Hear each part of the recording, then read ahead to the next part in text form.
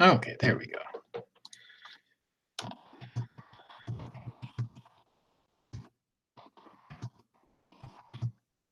Just 1 second here.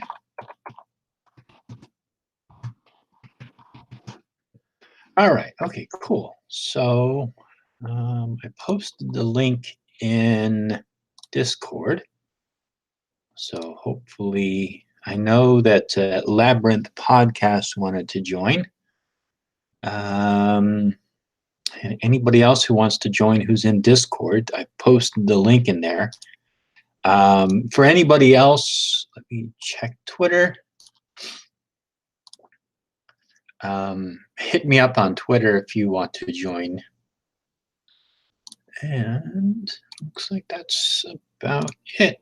Let's see, who do we got in the chat here? Animus is here. Hey, Animus, how's it going? Glad you're here. Oh, did he leave? Oh, no, I think just, okay. And Jeremy's here. Hey, Jeremy. And Comedic Witch. Hey, Comedic. And Jack Bearden. Hey, Jack, how's it going? And Mad Witch is here. Mad, how's it going? How's the camping trip? And me. And Karina. Hey, Karina, how's it going? And Baked to Jesus. Baked to Jesus, what a name. So, cool. So, you know, I kind of create a loose topic. I figured we'd talk about tolerance, acceptance and tolerance, because I think that's one of those things that's kind of bandied around. And you know, there's two sides of it. I think that obviously you can't be tolerant of everything and accepting of everything because not everything goes. But I think there is a certain level. If you live with other human beings who have different opinions and different ideas and different beliefs and different, basically anything different from you, you can either accept those people for who they are, or you can not accept those people for who they are. I choose to accept people for who they are until they prove otherwise. Meaning I will be friends with anyone as long as they're a decent human being. The minute that they turn around and stab me in the back or no longer become decent people that I want to associate with, I'm not going to associate with them. I don't care who they are, what their beliefs are, what their opinions are, I don't care anything about them. I don't care if they're male, female, gay, straight, don't know, confused, you know. I mean, I really don't care. I don't care what race you are. I don't care what religion you are. I don't care what political affiliation you are.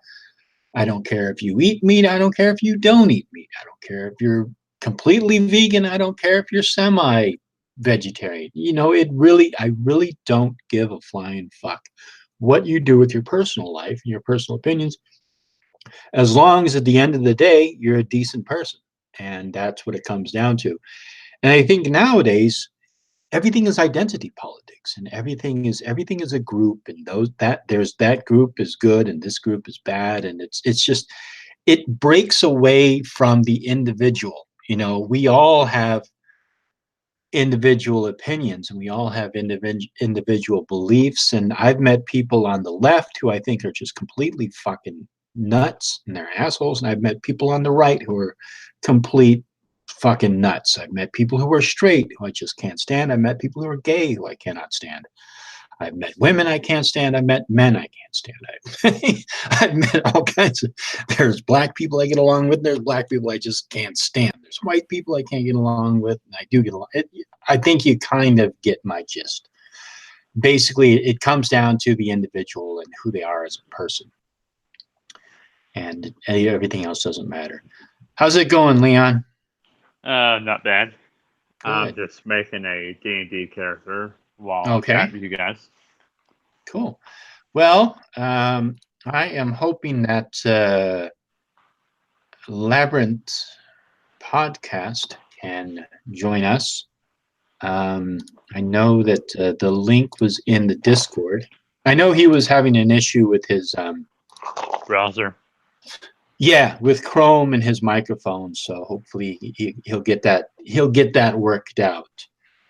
Let me see. And is this Labyrinth? Oh, he's got it. Maybe he's still working it out. So it's Cyrus Strange Rancher. It's someone named Cyrus. I got the notification on my phone. yeah, I saw the name too. But sometimes what will happen is somebody will have their YouTube handle won't match up with their whatever Google identity they have. So yeah, I agree. Hey, is this Labyrinth? Yes. Can you hear me? Hey, how's it going? Excellent. Hey, you guys can hear me now. Yeah, my name's actually Brian's. No, what do you prefer to be called? Brian. Brian? Okay. Yeah. I'll try and switch all the ID nonsense at some other point, but yeah, this was rather a different thing to set up on Chrome, so yeah, that's okay. It's always fun dealing with when you start trying to switch IDs and all this stuff, because the way that Google interacts with YouTube is just, they tried to create this Google Plus thing a long time ago, and they tried to create it ended up just muddying the waters and just making it completely unusable and just a mess. Yes, unfortunately, the latest updates have become rather tiresome. Yeah.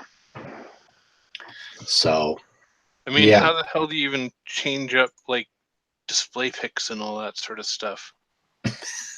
I don't know.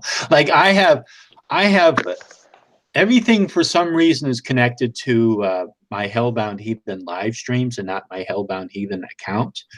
So it's like I don't use that account, but I can't delete it. If I delete it, it'll delete this account. So it's like it's a waste. So I turned it into just, like a backup channel. But that was never my intention. It's just how it happened. The same way with my first Google account. When I first got this phone, of course, you had a Google account to use it. So I didn't know how to find my original Google account. So I just made a new one. It's like, okay, I don't need you anymore. How do I delete this? I can't. Oh shit. What is my display pic anyway? I can't see it. It's nothing. It's like a red and black background. It doesn't have any. It's just like noise. It doesn't really have any pattern to it. Weird. Yeah. Do you have your camera on? up. Well, I don't have a camera on. I just was planning on using my icon. Yeah, it just looks like some, I don't know, just some random black and red pattern. But if you go up to your, are you on a phone or are you on a PC or what? I'm on a PC right now. Okay. So if you go up in the Google Hangout, you go up, there's 1, 2, 3, there's like six icons at the top, and one of them looks like a camera with a line through it. Yeah. If you click that, it should there you go. Now we see your icon. Okay. Yeah. Still not ideal, but whatever. It's too much to fuss with right now. Yeah, right, exactly. It's a process. I mean, this is ultimately the first Hangout I've actually been on Google, so. Oh, well, cool. Well, good. Yeah. And so I was talking about acceptance and tolerance. I don't know if you guys caught to the tail end of what I was talking about there. But I was just basically just saying how, I don't care who is what people's opinions are, what their gender is, what their race is, what their religion is, what their political affiliation, anything is, as long as they're decent people. That's all I really care about. If they're assholes, then, I don't want to deal with them. But that's really the only criteria. And I just noticed that nowadays, a lot of people they automatically just lump people into a certain group and then just assume that entire group just like has some kind of a hive mind. And they don't actually look at the individuals in groups. And I don't think we suffer that much in the pagan community, because we're kind of trained to sort of look at each person as an individual rather than as a group. Like, we wouldn't say that not all Nosferatu people are this way and not all pagan people are this way. Not all Wicca people are this way. And not all, whatever, not all these people are the same way. They're all even different, even within the same groups. Yeah, for sure. I mean, the reality is that, even a cluster of individuals with one common interest aren't duplicates of one another. Mm-hmm. And I mean, I used to do a podcast dealing with magic and tarot and that sort of thing. My co-host is a trans person, so we shared interest. We did podcasts for close to 2 years, I think. Mm-hmm. And it was never an issue at all. Yeah. Yeah, exactly. Yeah, exactly. It's not, I mean, I know that there are people who do care about things like that. Like, they don't want to associate with, but I think that type of thinking has been rapidly on the decline, I'd say, for the past 100 years. I think that in general, I think most people's acceptance has been growing, which is a good thing, Yeah, for sure. Like I For was sure. really I mean, surprised at the. I'm sorry. Go ahead. What? No, go ahead. Oh, I was just going to say, like, I was surprised how open the Republican Party has been getting towards, for example, towards gays. I think that they, for a long time, were associated with, in general, stereotypically, they were lumped in with the right-wing Christians, and yet gay, like gay sex was immoral, and gay marriage was something that was, an affront to God, and only a man and a woman should get married. But it seems like now the Republican Party has moved away from that position, and it seems like the majority of them are moving away from that, which is a good thing. I don't, obviously it's not a negative, but I think it's a good thing. And I was really saddened that it seemed like the left was kind of not recognizing that and just assuming that the right was, still the same old fuddy-duddies from, 50 years ago. And Well, go ahead. I think a lot of the problem with that has to do with the fact that there's just this kind of singular idea of what right wing is, that is perpetuated by radical leftists, so that there's no room for anyone to be slightly different or to vary on, politics or, sexuality or whatever. They just kind of, everyone right of our opinion is too right wing and basically a Nazi. All political radical. Please correct me, but political radicalization, or polarization, rather. Yeah. Hello, Mad Witch. Hey, Mad. Looks like he's got his mic off. Yeah, since I'm camping out, it's right by the lake, so I didn't want to interrupt with the sound of the waves. I don't know if you guys can hear it, but it's really loud tonight. That's all right. You live in Wisconsin, right, Matt? Yes, I live in northern Wisconsin. Now, how are the winters there? Absolutely devastating. Yeah, I thought so. Like, I moved up this far about 10 years ago. Actually 10 years ago to the date. And I used to live in southern Wisconsin. Wisconsin winters are bad, but I never knew it could get as bad as it does where I'm at now. I'm talking about like 6 feet of snow. Bad. And what kind of temperatures does it get to overnight? During the winters overnight, it can drop to below 30 Fahrenheit. I don't know what that is in Celsius. That's fucking cold. That's what it breaks down to. Yeah.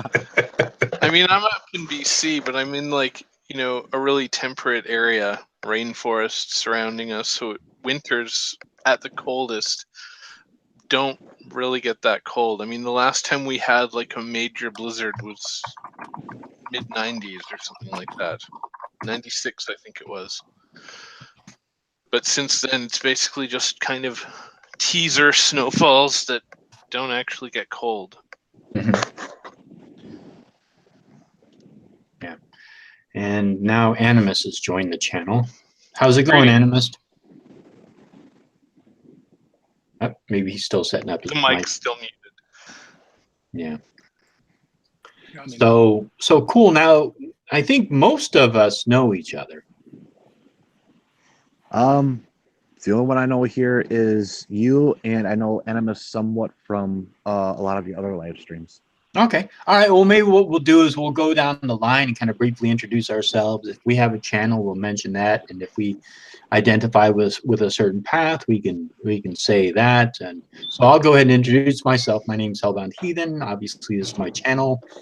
And then also I have we have a Heathen Haven, which is going to be coming back as soon as we get everything organized for it. And I identify as a Wiccan, and I also study the occult in general. And I'll go down the line. Leon, why don't you go ahead and introduce yourself? Leon. I've been watching Heaven, Heathen, Loki's Witch for some time now. Identify as Tarot Wiccan, or just Tarot Magi. I don't know the correct terminology to use, but that's what I go by. Okay, and then how about Cyrus or Brian? Name's Brian. I'm probably the only Canadian in the bunch that I can see so far. I have a channel called Labyrinth Podcast. Haven't actually started the shows yet, but probably going to be doing that starting later this month, actually. Guess I identify as an animist generally, but kind of with an Obad druidry influence, I guess. But I've been, kind of exploring mythology and the occult and so on for the majority of my life. Got into it when I was a kid, so. Cool. And what's the name of your channel? Labyrinth Podcast. Okay.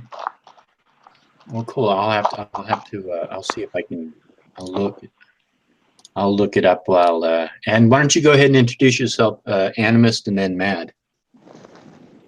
Okay, I'm an old animist shamanist from northern Michigan originally, just sort of a canoe ride from Ontario, Canada, territory. And is my volume coming through okay? Yeah, it's okay. Okay, I just like to double check. Mm-hmm. So yeah, I grew up with some of those brutal winters. I think just for me to be born, they had to dig out of the house because the snow had gone over the roof. So I've sympathized with Matt on that. And in a few days, I'm moving to South Carolina. So we'll see. Yeah, we'll see how that goes. At least it'll be nice for the first winter. Otherwise, I've been around forever, worked with just about all kinds of folks in the sort of pagan and magic communities over the years. And I'm hoping once I get settled in down there, to get some content up on the Animist channel. It turned into an awkward name somehow. I thought it was cute when I first made the channel name. Then I realized it's a little too punny. So you do have a channel, but you don't have any content on it yet, right? Yeah, I haven't started making like videos or anything for it. I think I now have a camera or a phone with a camera on it. If I can figure out how to make that work. Cool. Otherwise, I may try to do some live presentations with, I don't know, slideshows or something. Mm-hmm. With just some pictures taken from the woods. Mm-hmm. We'll see what I can do. Nice.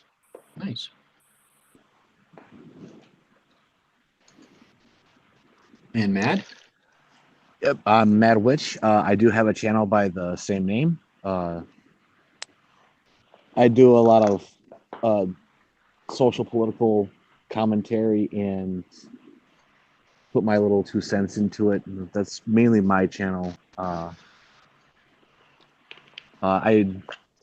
practice eclectic witchcrafts, so pretty much just dabble here and there. As I said before, I'm from northern Wisconsin, and for the past couple of weeks, I've been doing some live streams from my phone, so that was a new experience. Mhm. Doing stuff on the phone is it's a pain. It really is. Mhm. Yeah, I can imagine.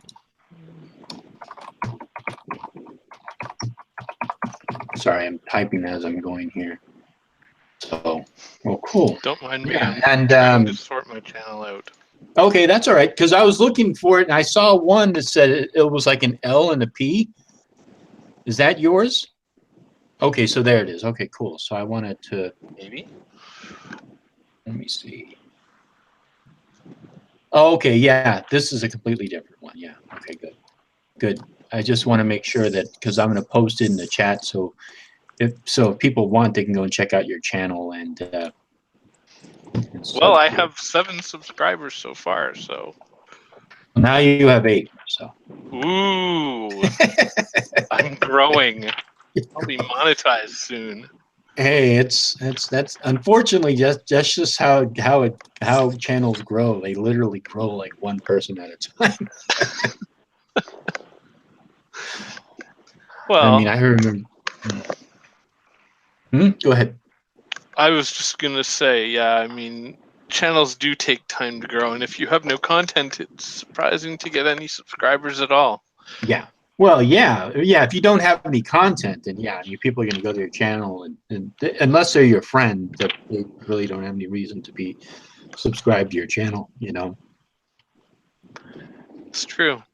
So yeah, you definitely got to have content first, even if it's just like a little introduction video. I guess. So yeah, kind of acceptance and tolerance is sort of the general theme, but we can kind of venture off and talk about other stuff. So have any of you had any experience with maybe not being accepted or not being tolerated, or maybe your general opinion on it? Why don't we start with you, Leon?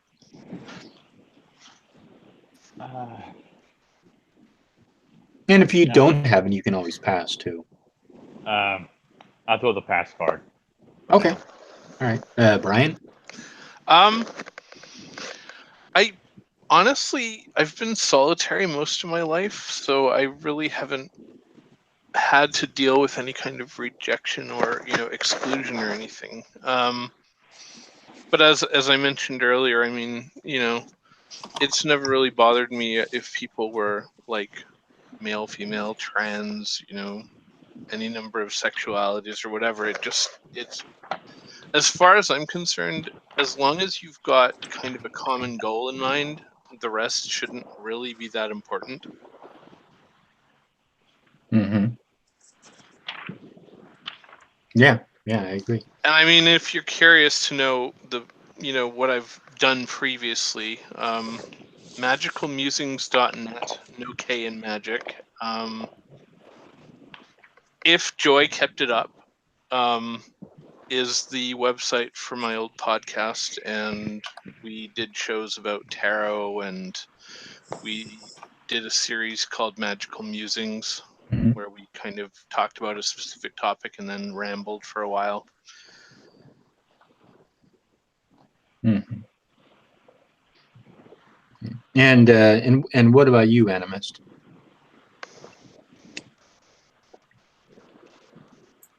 Sorry, I missed the question. I was listening to what people were saying. I didn't actually listen to what you asked us.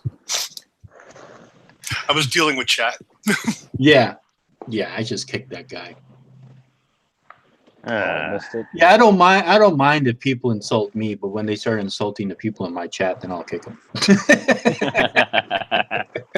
Was it against me? Was it against me? Please tell me it was something funny. No, he told Animus to shut up, so I kicked him. Oh, yeah, don't tell Animus to shut up. Yeah. That's mostly what Animus does. I tell myself to shut up a lot. So what was I supposed to respond to? So it was a question about ironically enough, it was about acceptance and tolerance. Like if you've ever experienced somebody who doesn't accept you for who you are, or experienced somebody not accepting her, or if you have any general thoughts on it or stuff like that. Oh, other people have their own opinions. I don't let it bother me much. Mm-hmm. Unless they bring the hunting dogs and a large caliber firearms, I'm not too worried about them. They have to behave. I accepted a limited amount of misbehavior in my vicinity, and once they hit that line, I tell them, and then they behave. And that's basically my experience with it. I've certainly had a lot of people treat me or try to treat me badly because of their racism. But that's, as far as I'm concerned, that's their weakness, not mine. Right. So I don't take it very personally as long as there isn't some kind of combat that's going to start as a result. And I don't always even take combat personally. Some people just can't control their behavior very well. And what about you, Matt?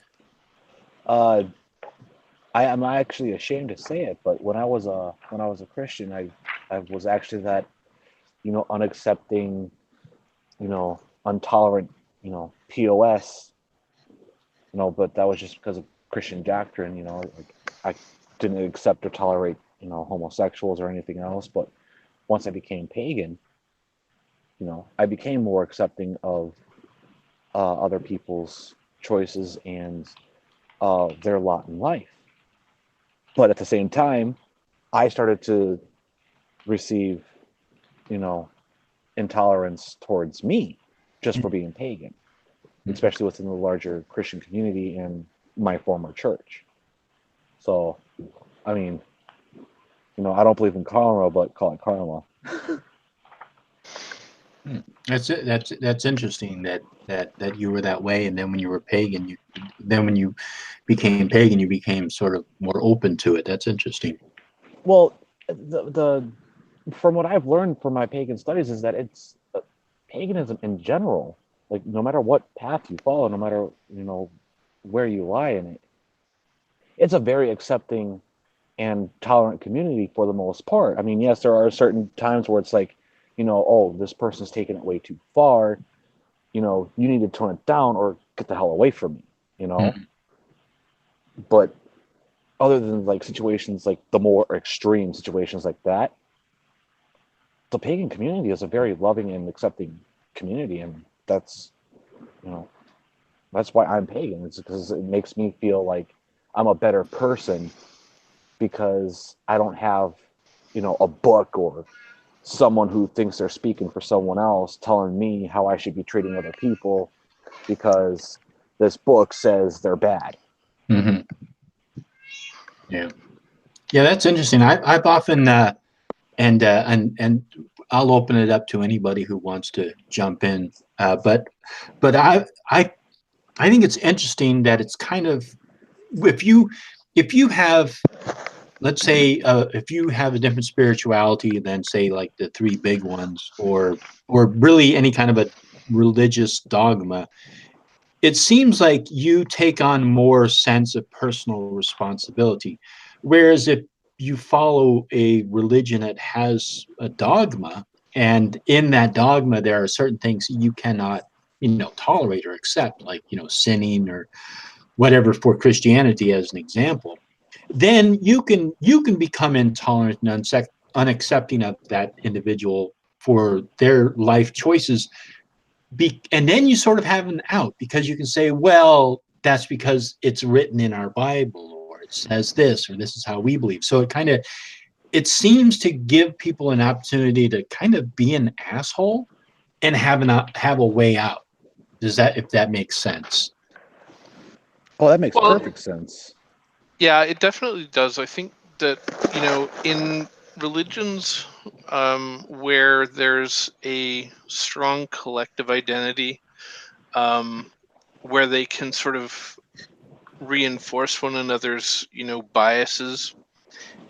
You see a lot of that. But I mean, to be fair, you see it in Christianity and Islam and whatever, but you do tend to see it among certain groups of pagans as well.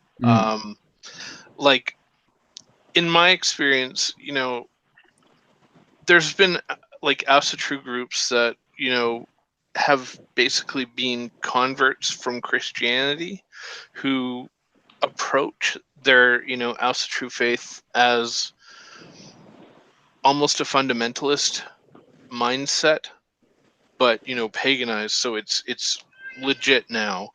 But then again, in my early days, there was a lot of feminist influence that, there was some element of hostility toward, male pagan curious individuals, I guess you could say. And unfortunately, there's kind of a sort of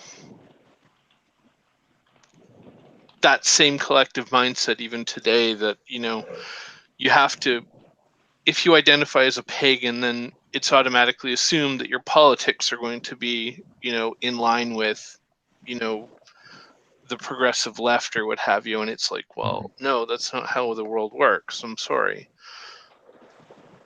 Yeah, there's a lot of real conservative, heavily armed pagans out in the countryside who really just want to be left alone to do what they do. And they don't line up with anybody's idea of social whatever. They're just busy doing their crafts and living their life and whatever whatever they've got going on personally. Yeah. Yeah. I mean, yeah, I agree. I think that especially when I was younger, and I grew up in a very liberal part of the country. I lived, Berkeley, California, which is, and I was pretty much in the heart of the movement, or political activism, and I was very active in protesting various different things, mainly nuclear power plants here in the Bay Area. They had one in there's several nuclear power plants that I protested at, and, and participated in many different protests. And it was kind of assumed that, yes, if you were a pagan, you automatically sort of fell in line with these other certain politics. But I actually met many pagans who had different politics. I even knew one guy who was a staunch Republican. I think it's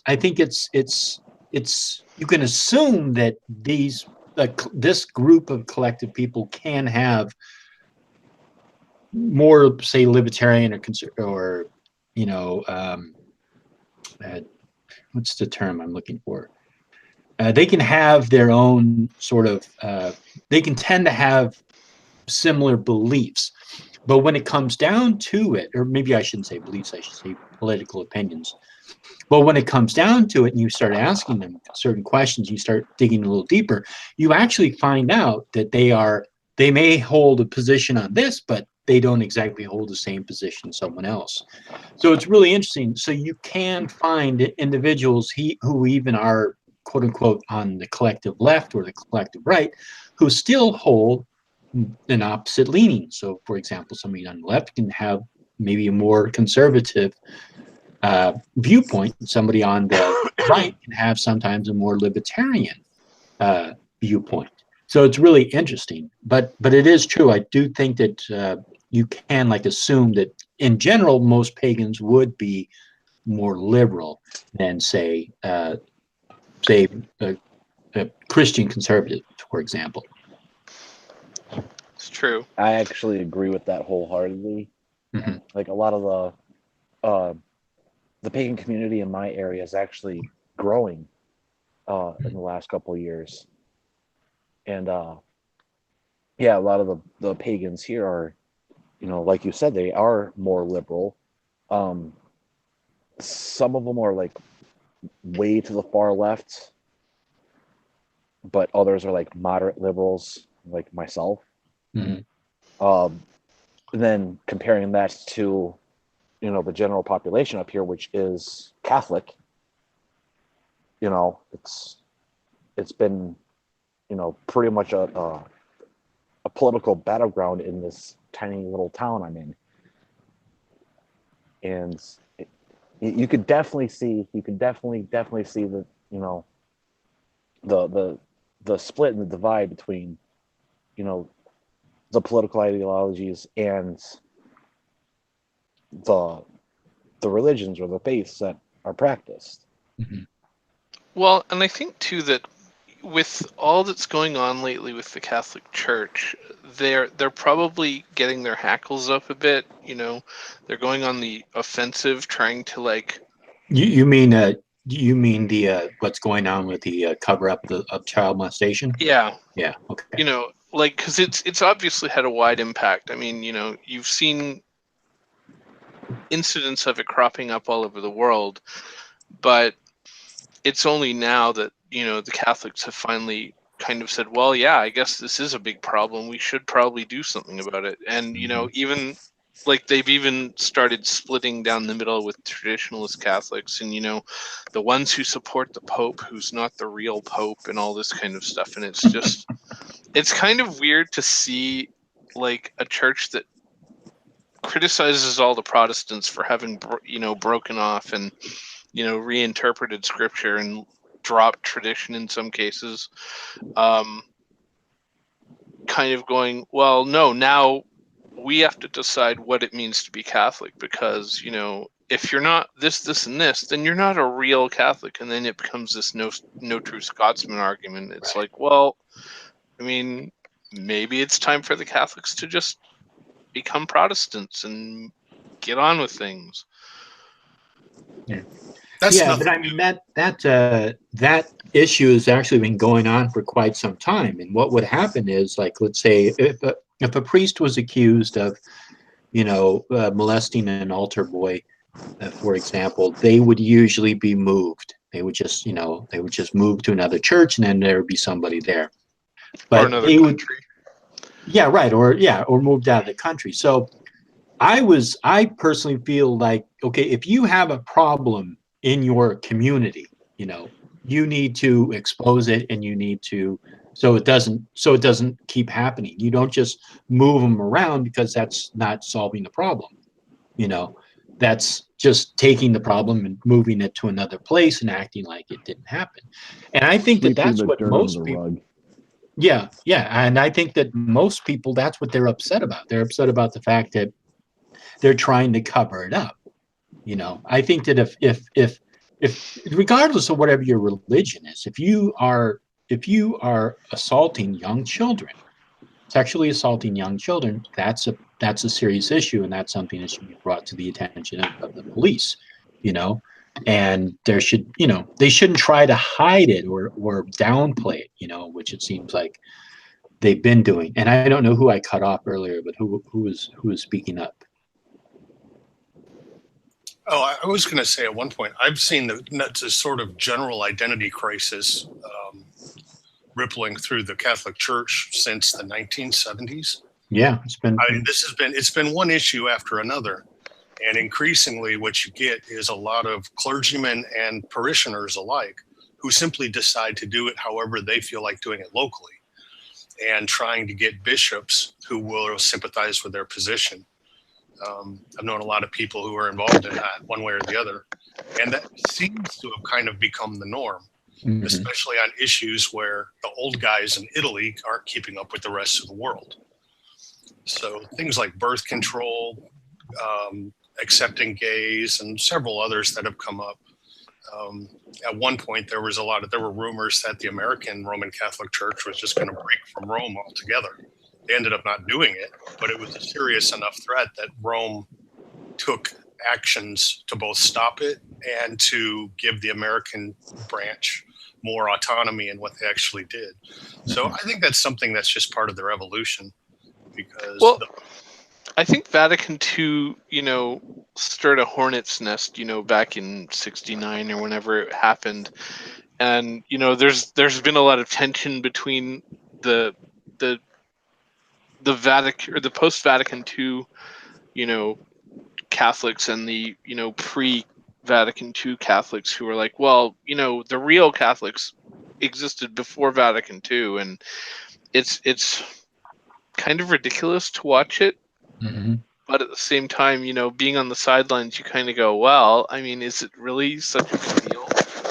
Because, I mean, in most cases, I mean, it just seems to me like they're arguing over things that they don't need to be arguing over. Like, every institution has, issues of child abuse, or, manipulative leaders that are, screwing around with their members or what have you. And a lot of those end up crashing and disbanding or whatever. And, I was talking to a seminarian, actually, who actually runs a YouTube channel. And one of those, assured people who's like, well, I've given my entire life up until this point, and I'm 1 year away from becoming a priest. So I don't want to, say that there's a possibility things will go south. And I mean, there's a lot of people who will agree with him as well. But I think ultimately that, the next 20 years for the Catholics are going to be quite drastically altering for them. Yeah. Yeah. Yeah. Any other thoughts on that? I think anytime you have an organization that big that lasts for that long, it's a big ship with a small rudder. And the question is, does it remain relevant, or does it simply fade away? And, we'll see. To some extent, the answer is both, Yeah. I honestly don't think that the Catholic Church is going anywhere. I mean, I think it's probably going to be there for a very long time. I just find it really funny, because I brought this issue up to, some people who come into my comments section, and like this guy who was just in the chat room there, it's like, yeah, there is a religious group that's been accused of child molestation lately, and that's the Catholic Church. And it's kind of like, oh, well, Christians aren't really Catholics. I'm like, yeah, where Catholicism came from? It came from Christianity. It's like, Catholics are Christians, Well, and they're not Catholics exactly. will tell you they're the first Christians, and everyone else is just, losing the important stuff. Yeah, but I mean, it's just really funny. It's kind of like, okay, well, when something starts to go a little south, or starts to stink up their religion, it's kind of like they disassociate from it and say, oh no, that's not the quote unquote the true Christians, and I mean, that's one thing that I admire about the pagan community is we'll accept it, like there was a guy who was accused of abusing his was it his daughter? He was accused of abusing a child. I don't remember exactly who the child was. If it was his child or someone else's. And went to court, and he was found guilty and sentenced, and the community owned that. I mean, it's not like we were responsible for it, but we didn't try to cover it up or make excuses, or Satan made him do it. I mean, we didn't brush it off. We said, yeah, he was guilty and he's in jail now, and he deserves it, and that I appreciate. It's not like we tried to cover it up or hide it or say it didn't happen or excuse it or whatever.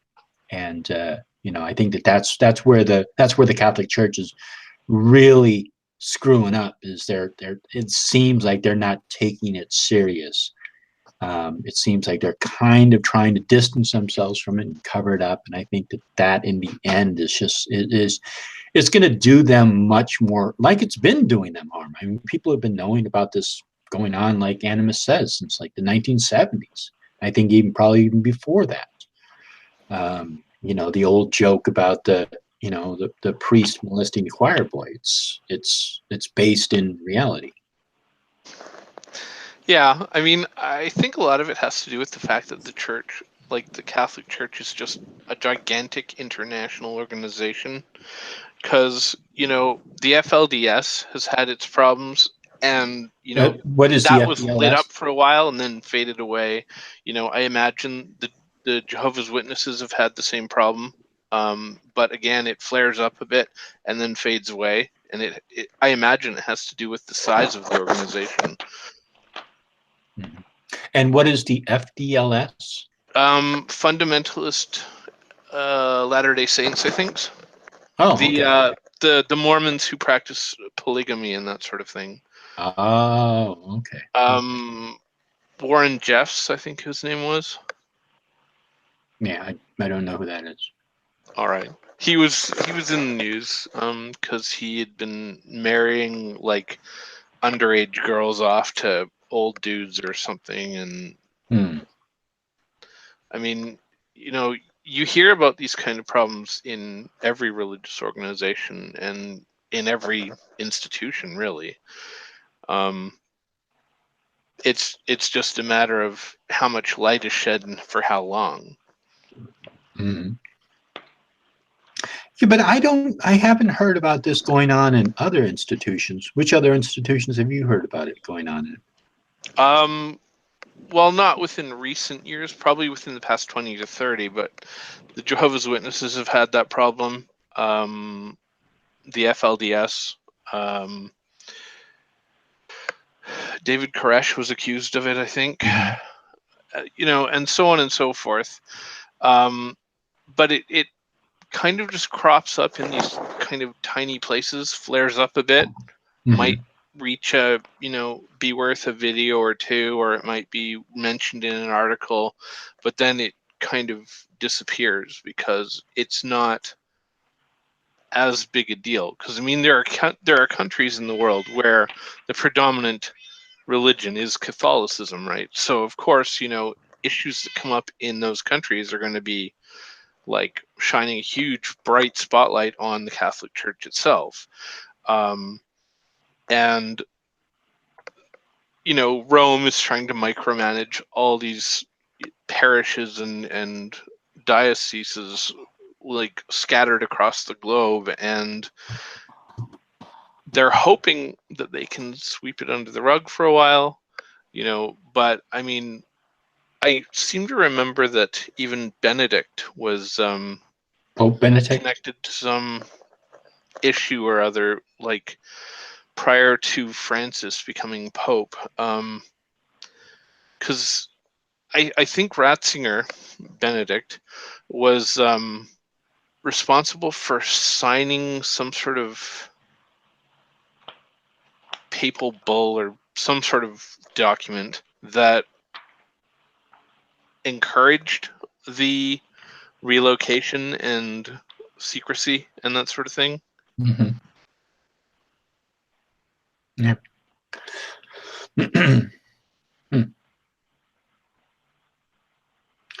Yeah, and yeah, so I mean, I mean, I don't know. I mean, I don't see that going on. Like, for example, I don't hear about that going on with Buddhists. You know, I don't hear it going on with the Taoists, or, you know, every so often. I think, like you mentioned David Koresh. You know, yeah, a lot of these cult groups, you know, like Heaven's Gate and Jim Jones, you know, you do hear about these things happening with some of these cult groups, and it does seem like a lot of them are based around monotheistic beliefs, you know, in particular Christianity, Judaism, Islam. Well, I think the reason that you generally don't hear about the Buddhist population having problems like that is that the majority of Buddhist countries aren't in the West, right? So they're not going to call attention that the West would hear about, because, you know, for for example, like China or North Korea or something, they're going to filter the news that escapes the country so that, you know, it's not brought out into the public eye. You know, well, yeah, I agree with you to a certain degree, but I think there are Buddhist temples in America. You know? oh, of course there are. And there was, because my girlfriend is Vietnamese, so I've been to Vietnam a couple of times, and there's this temple that's very close to where she grew up. And it was a temple that she went to, and they were actually very kind to me. They actually gave me a little statue that I'll have to show. I'll show you in a second. But this she was joking about, well, not joking. She was telling me a story about how some Buddhists, you know, they live on the monastery, and but they have time off, kind of like, you know, you leave or whatever. And sometimes they would put on like regular clothes and a hat, and they would go into town and they would go and see a prostitute, and they would put the clothes back on and they would come back to the temple. And there was this one particular Buddhist who lived in this particular temple who had done that. And so, you know, they're not supposed to. They're supposed to be celibate, and they're not supposed to do that, but they did do that, you know. But they didn't go and see, at least to the best of my knowledge, they didn't go to see, you know, they weren't accused of child molestation, but they would go and see prostitutes on the side. Or at least this particular Buddhist from this particular temple. So let me go ahead. Sorry. Was someone else besides us about to say something? I'm still here, just kind of distracted right now. Yeah. But I'll show you this. Let's see, I'm gonna present to everyone, so I can show you guys this little statue that they gave me. If you can see it, yeah. Guan Yin. Nice. Yeah, Kuan Yin. Nice. That's Yeah. a nice one. Fancy. Yeah, and they gave it to me, and I was surprised by that. You know, but it was very kind of them. But yeah, because it's like, as I was in a part of it's like kind of central southern part of Vietnam. It wasn't a place that most tourists go to. You know, most tourists go to like Ho Chi Minh, or they go to up in the northern part of Vietnam. So because I was an American there, they really treated me special. I was really spoiled there. It's because you're exotic. Yeah, I right. actually Exactly. heard that. I actually heard that a lot about Vietnam because I have an aunt who does. She's a flight stewardess, so she goes to like Vietnam, China, and India a lot, like a lot. And she said that Vietnam is one of her favorite places to go when she's attending flights, because they treat her really well when she like stays at like a hotel or something, or you know, or she goes out to eat or something. You know, they're a really nice people out there. Yeah. Well, they consider hospitality to be a primary virtue. You know, so when you're a guest in their country, and this used to be true of Northern Europe too. I don't know if it still is, but I've heard, and it seems like that when someone's traveling, they see them as like a guest of the country itself.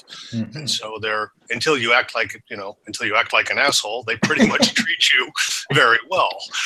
Right. You know, and I've heard of travelers from Northern Europe coming to America and being treated rudely and actually scolding Americans for having poor hospitality skills, you know, for being an asshole on the street, because to them, being mean to somebody who's from another culture is just makes you the lowest kind of life. Yeah, it's funny because I live in a city where we get a lot of tourists coming in and out, and the German tourists, especially German tourists, you can pick them out.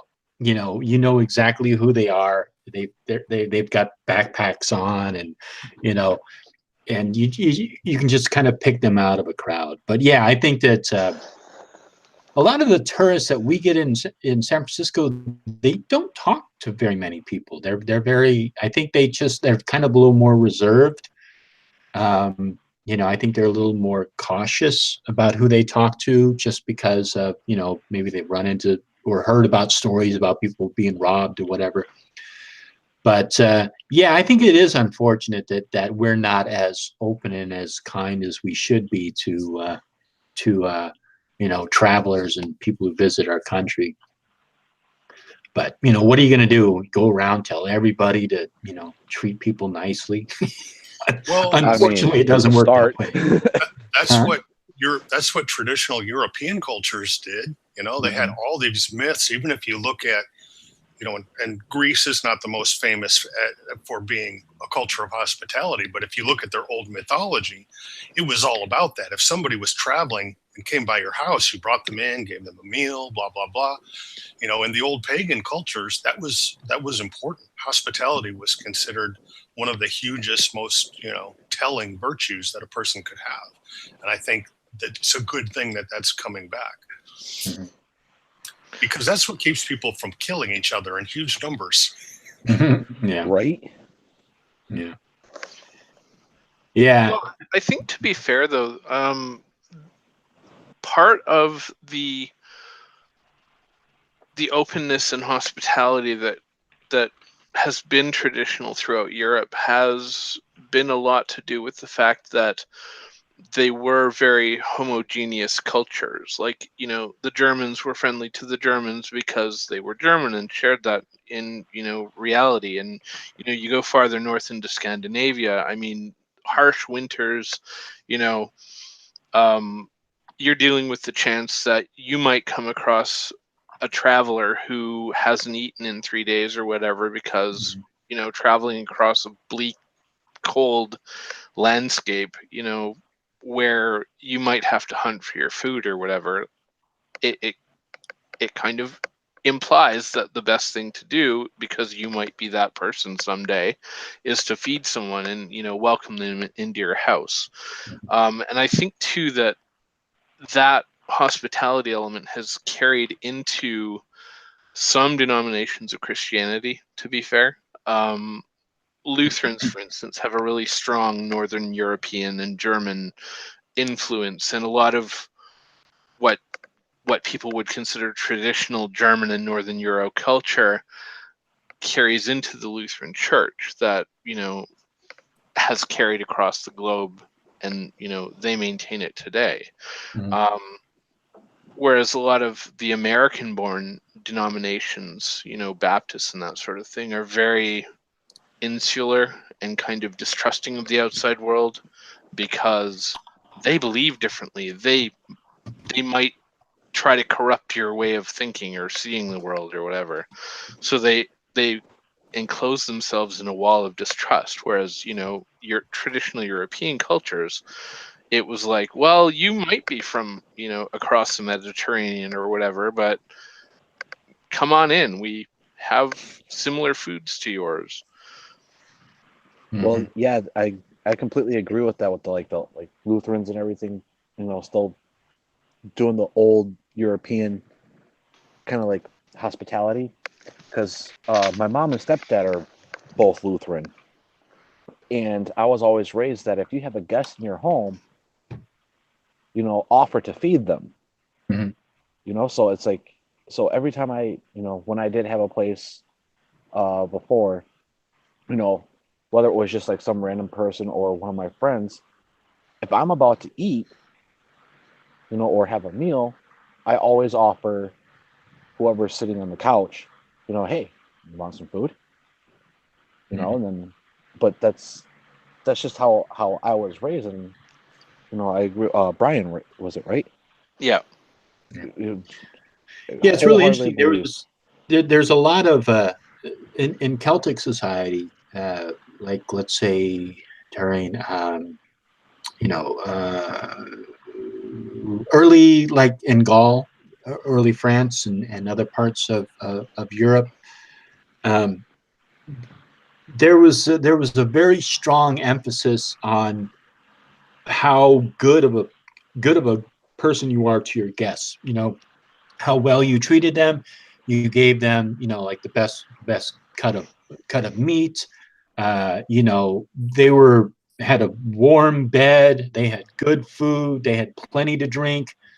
You would stay up with them, tell them stories, talk to them, listen to them. And, when they started getting tired, they wanted to sleep, then you would let them go to sleep, but you would stay with them. And, so there was a lot of emphasis placed on being a good host, being a good guest. So it's interesting that probably carried over. That's probably a pre, that's probably goes back to Proto-Indo-European tribes that also moved up into the north and other parts.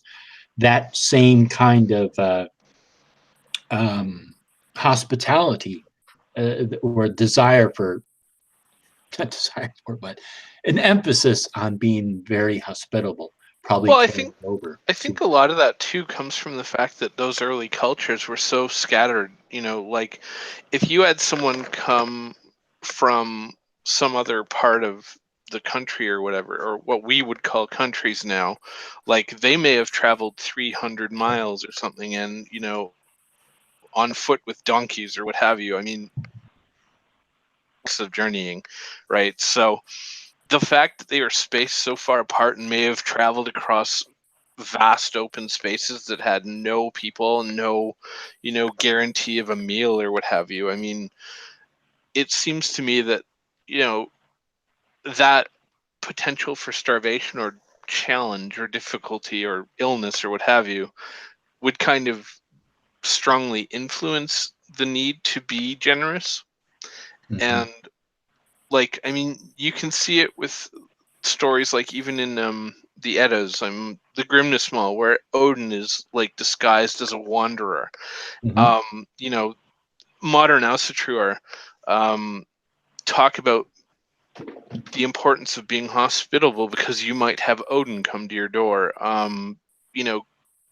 Christians in the Mediterranean talk about, being kind to strangers because you might have an angel walk up to your door or what have you. Like the idea of some supernatural, beyond human person arriving at your door who could conceivably punish you for not being hospitable is also a fairly common tradition throughout Europe.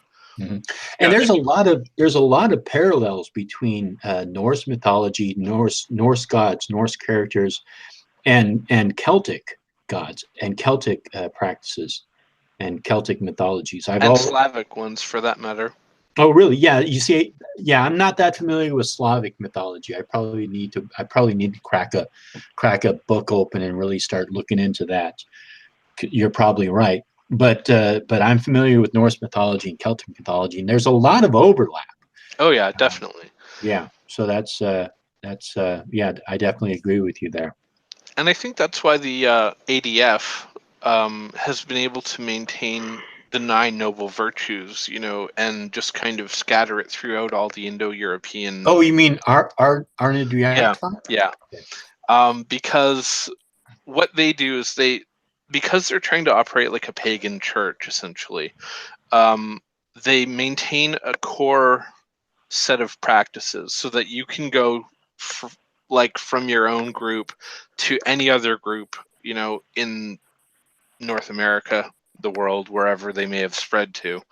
And you'll feel at home because the ritual format will stay the same. Mm-hmm. But the way they also operate is that they don't isolate themselves to a specific group. Like the Keltria, the Henge of Keltria broke off of ADF mm-hmm. because they wanted to focus on the Irish, Irish gods, Irish mysticism, and that sort of thing. Whereas ADF maintains that you can be essentially Asatru, or you can be Grecian focused or Roman focused or what have you.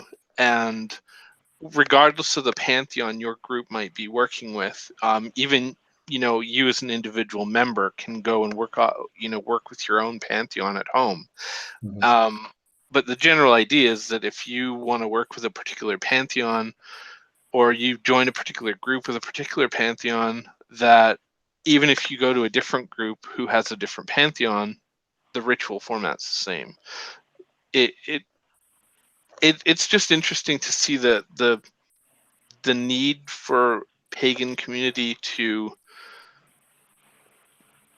not revitalize the whole hospitality thing, so that, you know, people don't feel isolated, so that there is that familiarity with, you know, a community that's already been established. Because I think a lot of people who come to paganism out of Christianity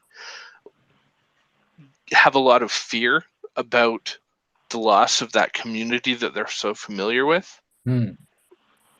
Which is, I think, is why ADF has been doing what it's doing, you know, in that there's the familiarity, you know, even if you've moved to a different place, as in, you know, if you are, you know, a Lutheran or a Catholic or whatever, and you move to a different group, congregation, then the ritual stays the same. Essentially, the hospitality element's generally there. You know, they might offer programs that are welcoming for you or what have you. And I think it's just kind of an important part of spiritual communities in general, really. Yeah, and there's still traces of those old ways that, independent of people's religious descriptions, still exist, especially, well, in a lot of places, like up north and out west. A lot of people have hunting cabins or summer cabins, but at the end of the season, when winter's coming in, they restock the place with a bunch of long-lasting food or canned goods, so that if there's anyone who happens to be passing by and is in trouble or stranded, there'll be firewood stacked by the fireplace, and there's food that they can, you know, eat in the cabin, and that has saved a lot of lives. Yeah, for sure. I mean, good that they do that. I lived in the mountains for a few years, and one of the very common things, I mean, each house, like property was fairly spread apart, but there were some, especially those who happened to have properties on the highway, who maintained a little shed that if someone was stuck in, you know, in the snow, or, you know, broke down and, you know, trying to travel across Canada on the highway, they had a little shelter that would probably have food and firewood and maybe a can of gas or something, just because they all know that they could be stuck in that situation someday. Well, that's what I'm planning on doing here pretty soon. As soon as I can get a nice wire saw or something, I was going to build a teepee out here, and whenever I get my own place or whatever, you know, I was going to keep it up and be like, this is a place where, you know, anybody can use, kind of deal. I mean, it does suck being stranded, you know, without food or resources or shelter, you know, especially in like extreme conditions, like how you were talking about. It's, you know, it sucks. Yeah. So having stuff like that would, you know, I mean, I would have loved to have seen some stuff like that around here, but that's, you know, if people can do that with their property, you know, more power to them. You know, that's a good thing to do. Yeah, I think it's even worse in the cities, because, you know, if like in a city, for example, like in Chicago, New York, people who are homeless, who are out on the street, have frozen to death overnight, you know, because maybe they don't go into a shelter, or they don't know how to take care of themselves, or maybe they get too drunk or too high or whatever and pass out. But they don't make it through the night because it's just so damn cold, and if they refuse to go into a shelter, you know, that happens to people. And I know out here,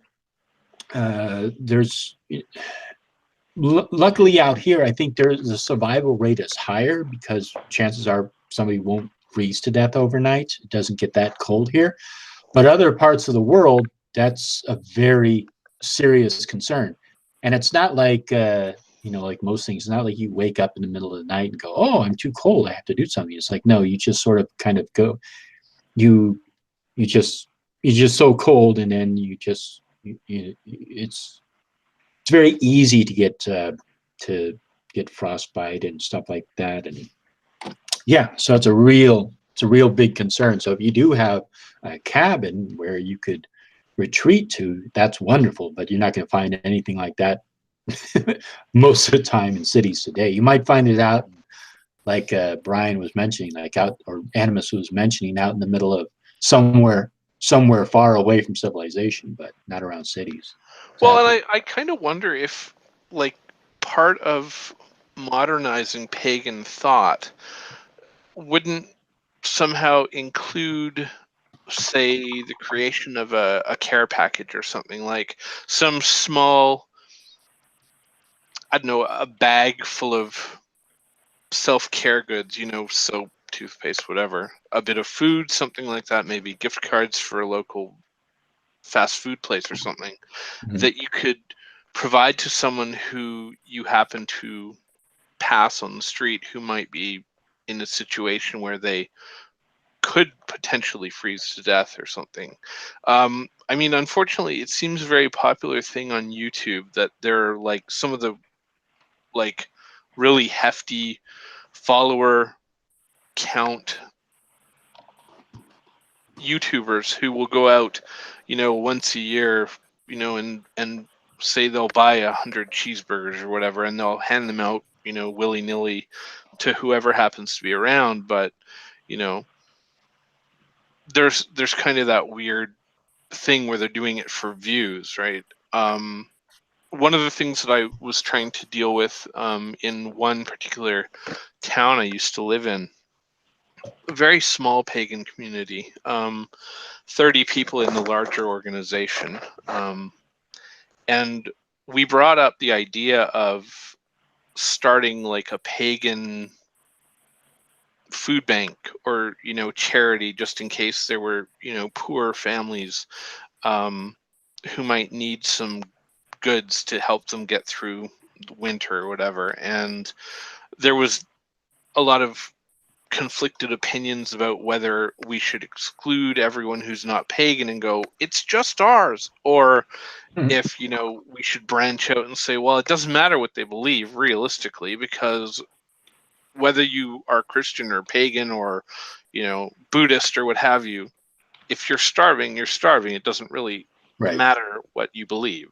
Right, and that actually segues into another very good topic, which I think is something that I see the media escaping from, and that is that no matter what in this world, we can break it down to a human level. So, for example, even if you're dealing with somebody who's an absolute bigot, Nazi, whatever, like the worst person you could imagine in the entire world, when it comes down to it, there's a human element there. So if you come across somebody who's dying, who's in need of help, whatever that help may be, you know, we tend to help the person. We're not concerned in that moment about who they are, what their political position is, or whatever. We can break it down to that very human element. And that is one of the things that concerns me whenever I hear some people talk about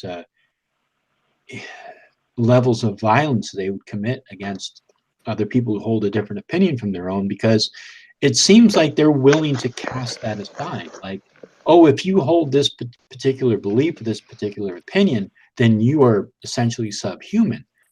And I think that's a very dangerous place to allow yourself to go to.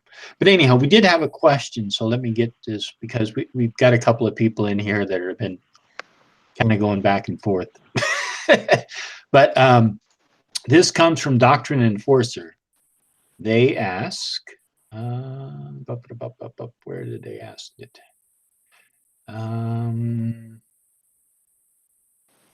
What are pagans and why is they take ever Christian? Why are pagans and VIYSID they take IVER Christianity? So I think this person's asking about what are pagans, and if they've taken over Christianity. Maybe they could. Maybe they could. I they could remember repost Doctrine that clip. Enforcer. He had the truth.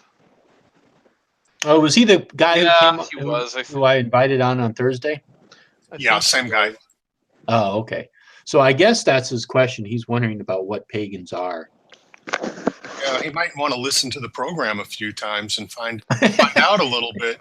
We've got certain people who come in here and just start ranting and raving, and they don't actually listen to the program. And those are the ones that I time out, thinking that maybe in 300 seconds they'll actually listen to the discussion at hand.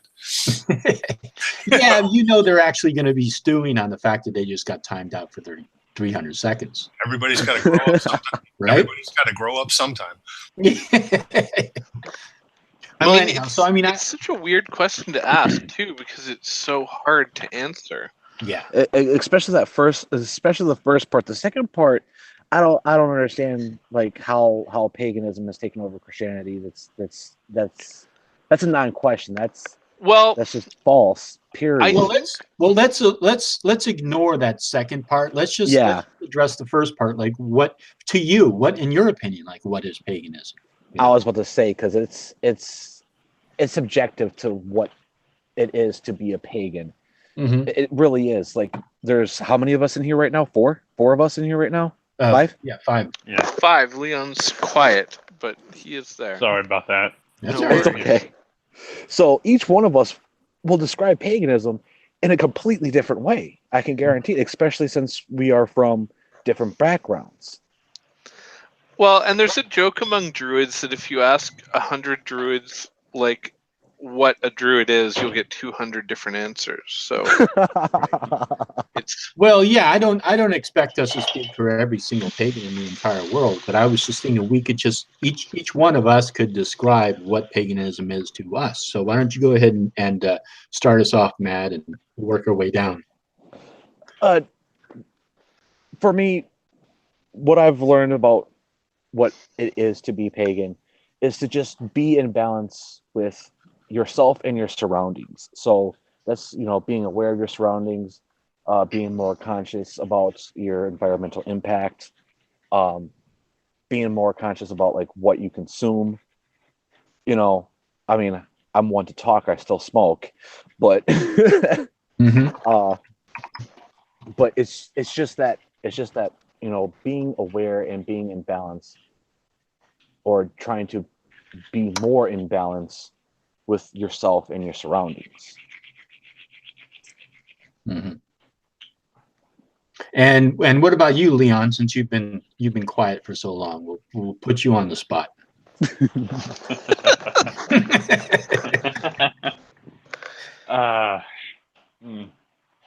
a pretty generic answer, but or just give your own answer. It doesn't have to be a generic answer. Well, paganism to me is one's own path. I've been following. I said last I was Pentecostal, mostly sometimes Baptist. I've been jumping around a lot. I thought I'm sick of jumping around, so I made my own path, Tarot Wiccan, and I'm sticking to it. One's own path in life. That's my answer. That's the answer I can give. All right, and what about you, Ryan? It's a hard one to sort of summarize. I think because of the variety of paths that I've explored over the past 30 years, I kind of have come to the conclusion that being pagan is basically just kind of developing a strong relationship with your surroundings, with your particular bioregion, especially. Partly because I happen to live in the Pacific Northwest, so for me, I don't really relate to like the sort of typical druid ohm staves and that sort of thing, because a lot of the trees that are included there, we do have sort of more local varieties that are similar, but I can't relate specifically to the Ohm as a whole, so I sort of dropped that element from my druidry. But I also sorry, Brian. Hold on, just so people know. So you're talking about the Ohm, which is OGHAM, yes, which is the tree alphabet, which is those lines that. Yeah, the Irish tree alphabet. I just wanted to clarify that for people. No worries. And yeah, so I mean, for me, for instance, like I also happen to have First Nations ancestry as well, so I'm more tied to things that are local. Like, sorry again, Brian. What do you mean by First Nations? Canadian term for Native American. Okay. Gotcha. But yeah, so for me, like things like cedar trees have a huge importance. Ravens have a different significance to me than the prescribed sort of pagan themes cover, because of the fact that it's actually funny because the reason I started thinking of ravens as I do is because of an episode of Northern Exposure from when I was a kid, where they used that as the sort of central theme of the winter solstice. So that sort of became my central celebration in the year, and I've dropped a lot of the 8 pagan holidays because I just can't relate to that cycle. Mostly because I guess the PNW doesn't have the seasons quite so defined as someone like out east would have them. Sorry again, Brian. What is PNW? Pacific Northwest. Okay, thanks. Yeah, sorry. It's the abbreviation we use a lot when we're writing, so it just seemed easier. Yeah. But yeah, I mean, I guess it's summed up as just kind of relationship with your place on the planet, regardless of your particular practices or interests related to paganism. All right. And what about you, Animist? This should be an interesting answer. I love Animist, the way that he thinks. Oops, I'm up. Okay. You're up. You're on. Okay. Get to it. Yeah, I've been trying to give some gentle encouragement to some of the people in chat. So pagan to me, obviously it's an umbrella term because there's bogglingly huge differences in values between someone like me and someone who's a Greek polytheist reconstructionist. Mm-hmm. So I don't think you can, there's really an on-topic answer to that. But to me, looking at long-term trends of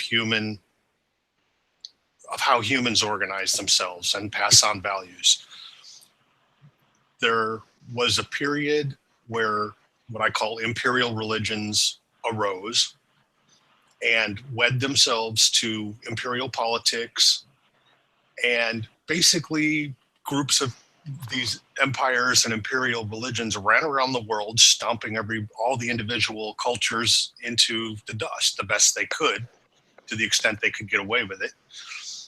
And modern paganism is kind of a grassroots effort to undo that damage and recover where things got stomped into the background and bring them back out and discover what they have to offer to modern people. Because nobody in the pagan community that I've ever heard of is saying, let's restart the rites of Uppsala. For those of you who are familiar with it, some of the know about it. Nobody in the modern pagan community is saying, yeah, let's restart the spring rites of Uppsala, because that's just gross. We just know better than that now. The basic summary of the rites of Uppsala hold on that he's second, referring Brian. to. Hold on. All right. Animist, are you done? Oh, I was just saying, so to me, the pagan umbrella term is anyone who's exploring the general background of humanity prior to these empires running around and trying to crush it all under dogma. And so obviously we're basically, as one of the earlier people said, it's a little bit of a personal thing because we all have mixed heritages. And so it's people encouraging each other to explore their inspirations, and while accepting the fact that our inspirations and our roles are going to be different. and we're going to come to different conclusions about things, and that's okay, because that gives us more that we can learn from each other. So to me, that's the good aspect of modern paganism. So hold on one second, Brian. Let me give my 2 cents, and then we'll open it back Go up. for it. All right, thanks. So for myself, I go back and forth with the term pagan. I kind of don't like to call myself a pagan, but when I think about the term pagan, what that means to me is what I initially got into, which was trying to find out what my ancestors practiced before Christianity came in and became the dominant religion. However that happened, you know. But a lot of the old ways, a lot of the folk stories, a lot of the tales, a lot of the practices kind of got sort of swept under the carpet and shoved into the corners of folklore and mythology.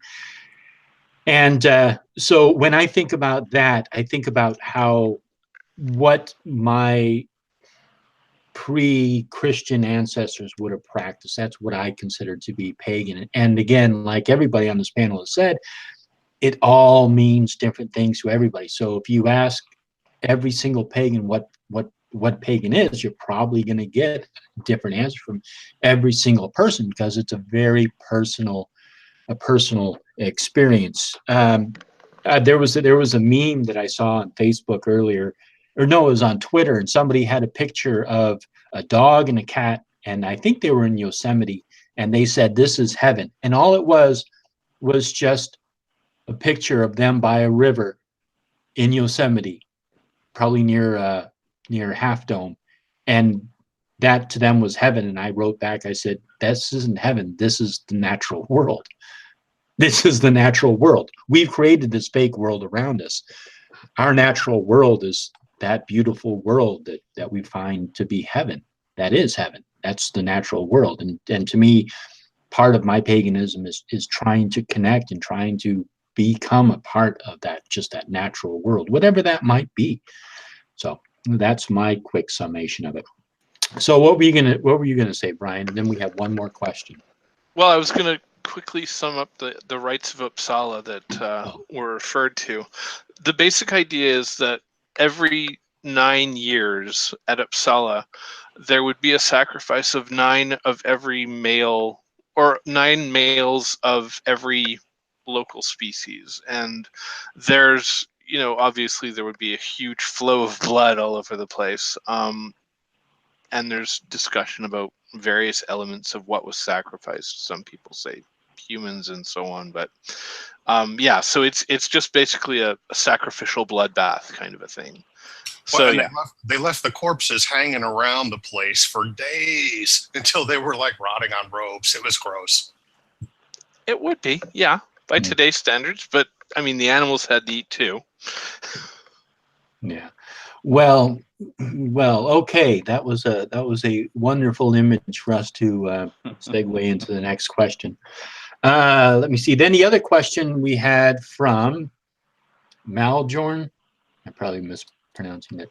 Maljorn asked, "What is your opinion on Asaratru?" So why don't we go ahead and we'll start with Mad, and we'll go down the line again. I have no strong opinions of Asatru. Okay. Just, I know very little of the Asatru path, so I have no opinion. All right. Leon? Pass card. All right. Brian? Well, I'm totally for it. My only critique of it so far has been the fact that there are Christian converts to it that have taken their sort of fundamentalist approach from Christianity and applied it to pagan thinking. Personally, I think there's a couple of authors that have a really good perspective on what Asatru should be, as far as, thinking in terms of not fundamentalist dogma, but more practical perspectives, I guess. Mm-hmm. Varg Vikernes comes to mind, and Carolyn Emmerich, actually. She's actually somebody I want to get on my show. She's fascinating. Mm-hmm. And then actually there's a scholar named Jackson Crawford on YouTube who has tons of videos that are related, but he's not an Asatruar himself. But yeah, I mean, basically the ones who don't take it as a fundamentalist approach tend to be, I'm not going to say better, but more appealing as far as the Asatruar are concerned for me. Mm-hmm. Okay. And what about you, Animist? Oh, well, I'm sort of, half step over related to them because, I also honor the concepts and virtues of the the old Norse religions within limitations. Odin and Thor and Tyr and Tyrmes and Björna. Actually, Björna is Sami. But, those are equally important to me. I'm not a part of the organization, but I've known a lot of them. We get along really well. They tend to be, like me, someone that if there's a gathering, like a pagan camp out or some equivalent kind of a thing, they tend to go, some of you guys, if there's trouble, you make sure it doesn't go anywhere. Mm-hmm. Tend to be not very shy about being around Christians or anybody else. And I kind of appreciate that because I think it provides a little protection to other people, who may be a little more squeamish about standing up for themselves. And some of them go overboard, and some of them get to the point where they basically become racist, which is not something that the old Norse people were. So, there are definitely some who drag other baggage into the old religion or the old ways. But for the most part, I find we have a really good time. I mean, they're fun to hang around with. We open some drinks, we make some barbecue, we do some hails and some songs and hang out. And it's a good time. And, and then you go back to whatever you have to do for work the next day. So I get along real well with them, super well. I'm a little farther off in the ancient primordial stuff than most of them are. They're pretty happy with, basically the early AD centuries, and I kind of go back a few thousand years before that. So we're not the same, but we get along just fine. Mm-hmm. And I think they have a good set of virtues that they can appeal to for personal development. Yeah, I haven't had too much. I've known people who identified with them, and I've studied some of the mythology, some of the Scandinavian mythology, and there's definitely elements. There's a lot. The thing that strikes me about, like I mentioned earlier, about the northern tribes is how similar they were to the southern tribes of the Proto-Indo-Europeans. We all basically had the same, very much on combat, honoring combat. You fought one-on-one. The best person won.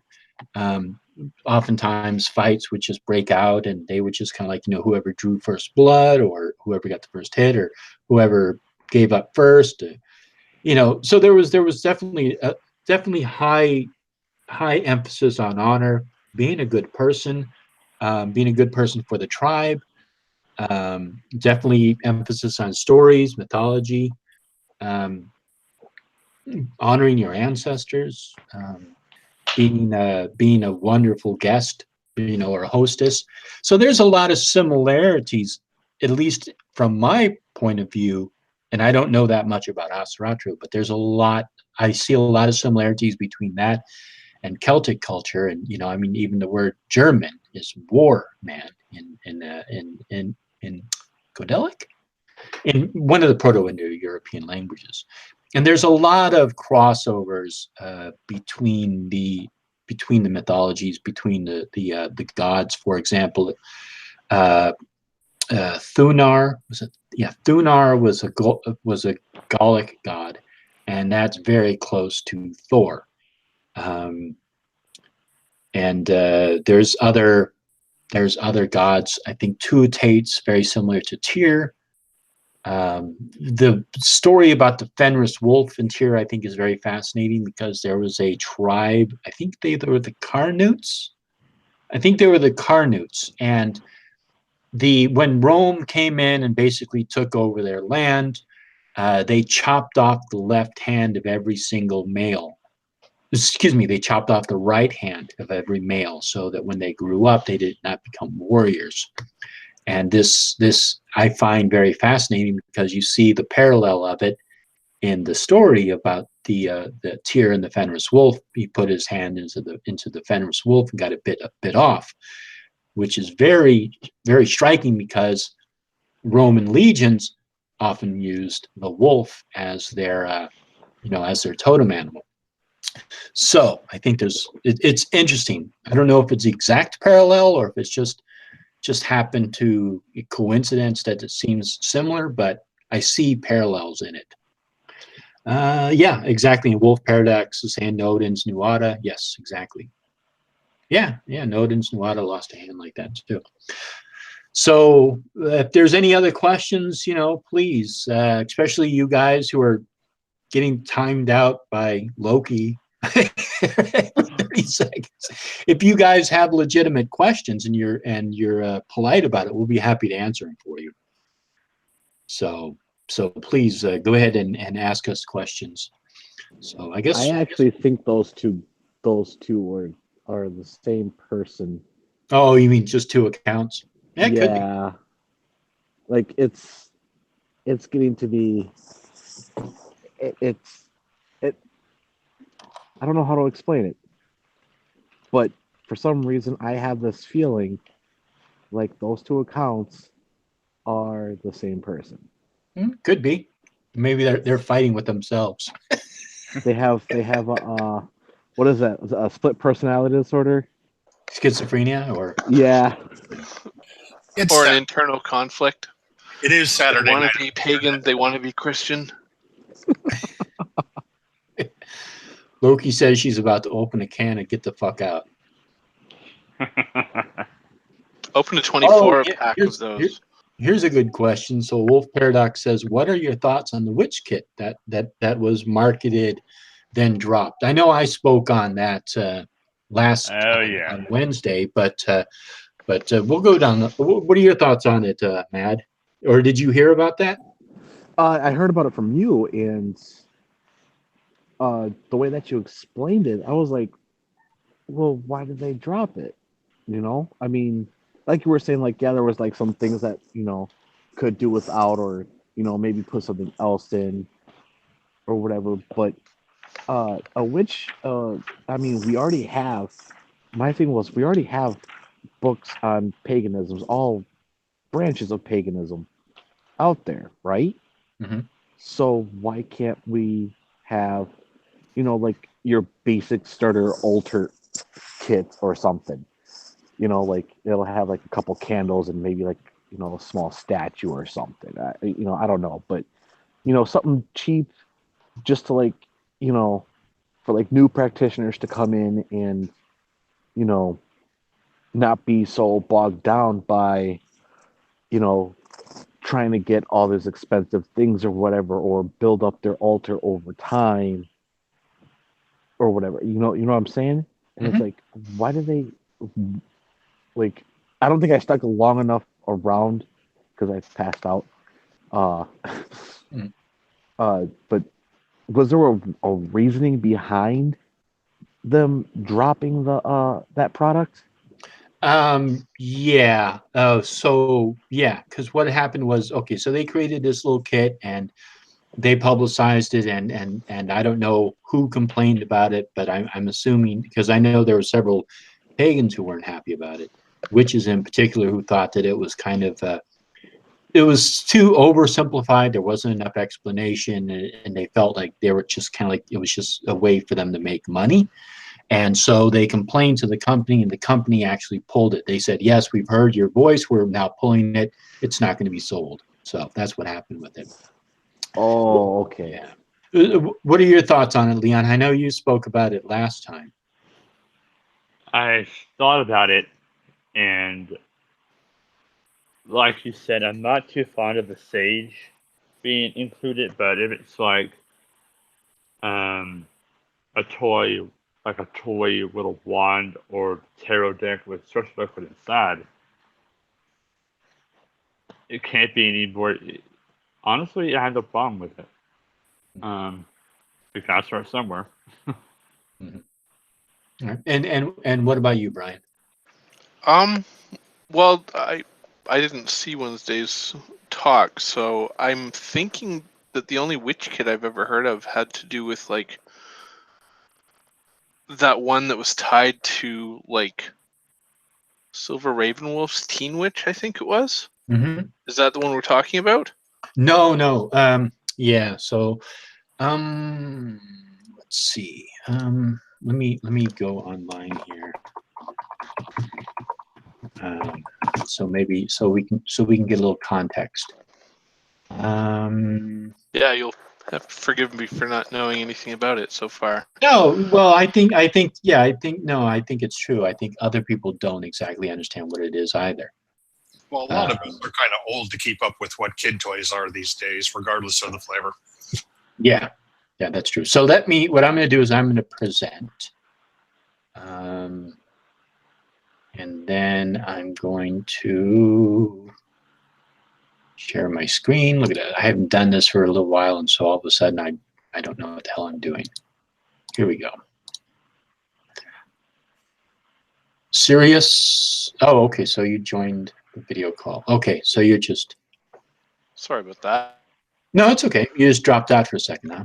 Yeah, I What ended about up thinking that Discord and Google would open separate windows, and apparently not. Yeah. So here it is. So can you guys see this? Yeah, I can. Weird. Okay. So this was a Sephora pull starter witch kit after massive backlash from actual witches. So this was the witch starter kit. Let's see if they say what it had in it. It was okay. So it was $42. Crikey. Yeah. And it had in it, like a little rose quartz and sage. Let me see.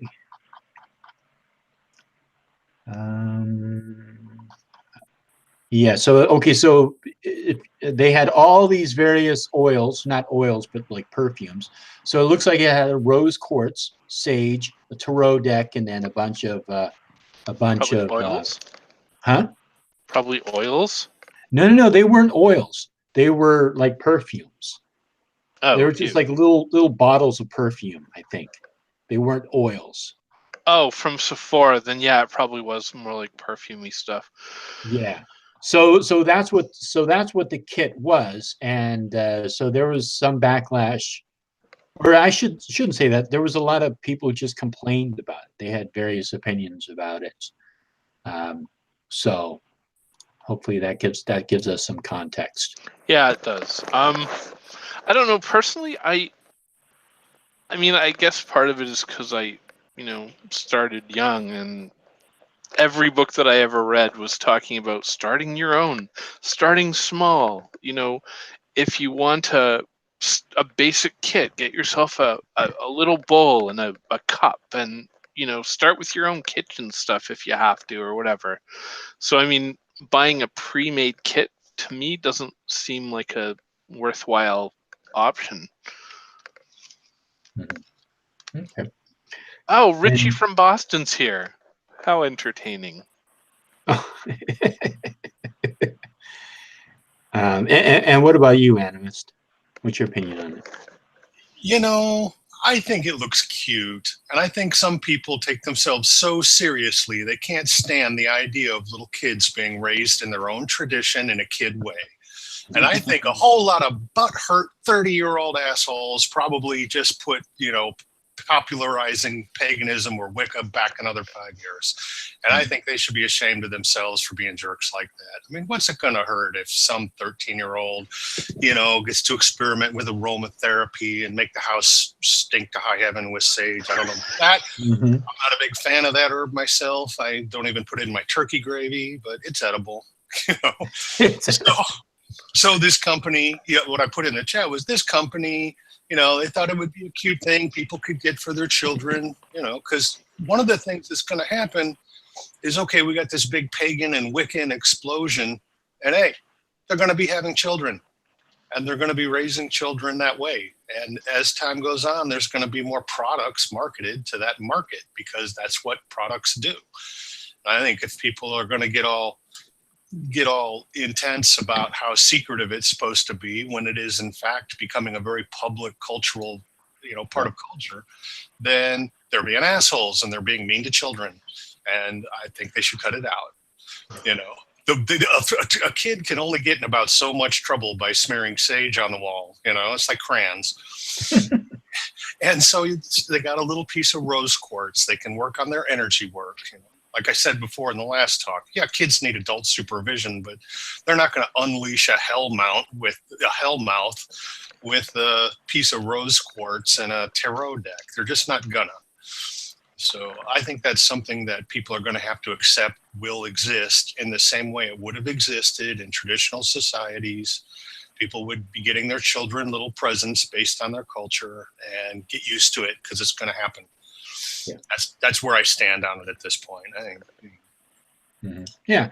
And yeah, I mean, I pretty much feel the same way. I think it was just they were doing that obviously just to make money because they were going to be pushing it out towards the Halloween season when a lot of people get interested in witchcraft. And let's face it, out of, let's say, 100 teenagers who pick up their first spell book or start calling themselves a witch or whatever, chances are probably 90 or 80 of those kids are going to move on to something else. They're just dabbling, they're just playing around. Maybe they're doing it for fun or whatever. They're not really serious. But of those 100, and I'm literally just pulling these numbers out of my ass. I don't know the actual numbers, but I'm sure a small percentage of them actually take it seriously and start looking into it and start researching it and start actually finding a real path for themselves and finding a real, and sometimes their introduction can be something as silly as this witch kit or Silver Ravenwolf's little witch kit that that Brian mentioned earlier, So and I didn't think that much of it. Go ahead. Sorry, I'm just thinking like realistically too. I mean, you can go to almost any bookstore and there are those like mini Zen garden kits, mini tarot kits, et cetera, et cetera. Like if your kid wants to experiment, then yeah, sure. Get them something, novel to pass the time for a while. Not every kid's going to be really deeply into it. I know that in high school I was probably the only one that I can think of who had any real interest in Wicca, but there were friends who kind of asked me about it, and I was like, well, we could, sit down and talk about it, maybe do a ritual sometime, and then they would back off because it kind of freaked them out. Because in those days too, I mean, a lot of the issue was that Wicca was being presented as a religion for girls, mostly for girls and women, and being a guy and trying to become Wiccan just seemed like the wrong thing to do. It might create associations for you, and I was like, if you're that scared, don't be part of anything, really. I never understood the whole Wicca back when I first started hearing about it. I got that as well, that Wicca was very for girls and women. I never understood why that is. Yeah, well, that's a really good question. Maybe we could talk about that because it doesn't look like we have any other questions about it. What do you think about that, Matt? What do you think about the male witch? Since you are a male witch. Yeah, that's everyone. A lot of people, and I've seen in the comments and even on my channel too. It's like, oh, you're a guy. Yeah. I thought you were a chick. Witch, wizard. Those are the most common ones to be used for like a more magical path, if you want to give it that term. But witch is a more common term, and it's not gender specific. You don't have to be a girl to be a witch. You just have to practice witchcraft. So the more, quote unquote magical portion of it. Casting spells, or making talismans or pouches or whatever have you. So the whole Wicca is for women, or oh, you call yourself a witch, so you must be a chick. It's I'm sorry, but it's just stupid. And what about you, Leon? What are your thoughts on that? I think it comes from the stereotypical fact that we view from popular media that witches are always female.